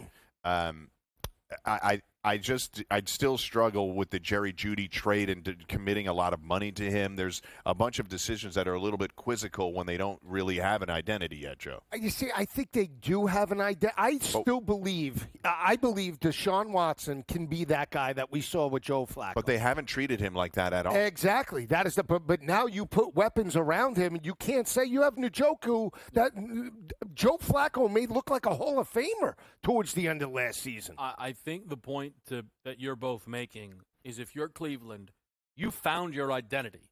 It's now whether or not Watson can execute it. And if he can't, you're going to have to cut losses. Right. And before everybody goes, oh, they'll never do that, those trends have been bucked. I remember 5 years ago, me, Mike, and Kurtz were saying, no way they could get off the dead money at Wentz, and they got off that money, Mike. Yeah, we'll come back. We'll update you on a couple of more picks right after this on the Grid.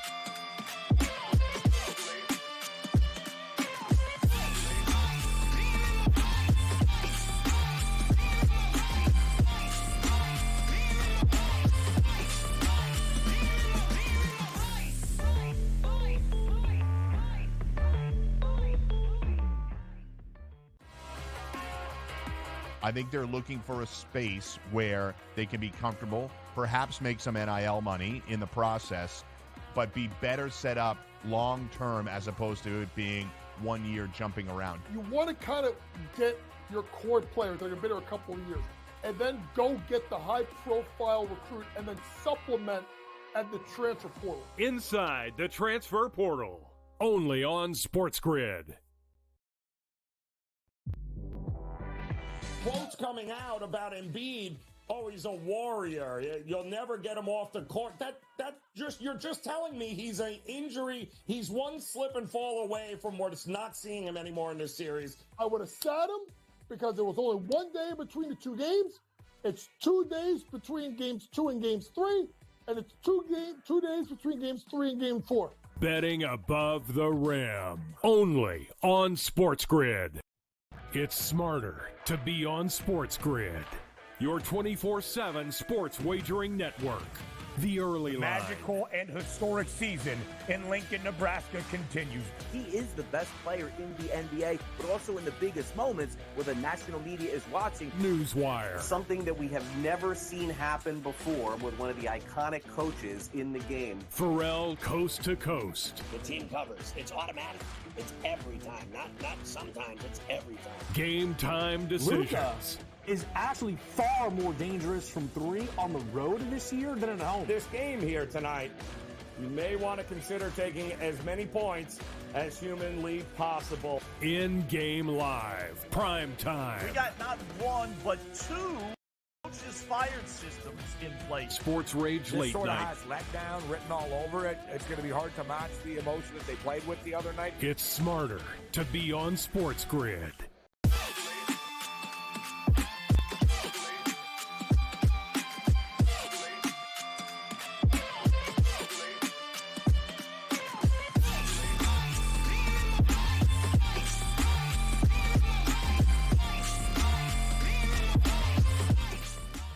And we are back. Obviously, got a spirited discussion there about the Cleveland Browns and the direction they decided to go. They do get help for Myles Garrett up front, Mike Hall out of Ohio State, the defensive tackle. After that, the Miami Dolphins, Joe, your Miami Dolphins, select Patrick Paul. So they are obviously looking to replace some of the talent that was lost along the offensive line. So Patrick Paul out of Houston goes to the Miami Dolphins. Yeah, have to protect Tua, right? In order to get the ball to Jalen Waddle and Tyreek Hill, he needs to stand upright. He's good in regards to run blocking as well. Houston did have a very physical rushing attack over the past couple of seasons, so he's a good addition. I still think we need help on the defensive front after losing Christian Wilkins. I want to see that front seven get better, especially when you lose matchups and you lose to Josh Allen almost each and every time.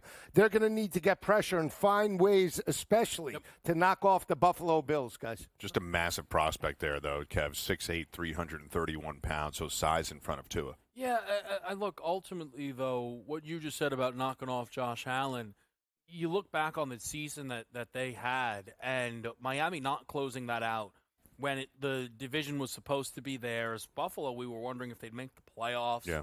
And ultimately, and is that how that worked too, right? The Bills needed to win that Sunday night football game. That night. Otherwise, they would have missed the playoff. Yeah, we right? worked that night. I mean, 350 yards. Miami's at home. Yeah. And you're like, well, Buffalo's going to win the game. And not just because Buffalo needs it more. What, Miami didn't need to host that opening game instead of going to Arrowhead? Are you kidding me?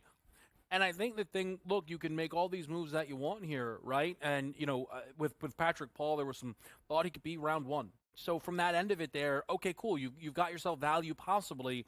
It comes down to Tua. Is Tua going to be the guy? This is a team that was considering wide receiver in round number 1. They didn't go that way. They took Chop Robinson.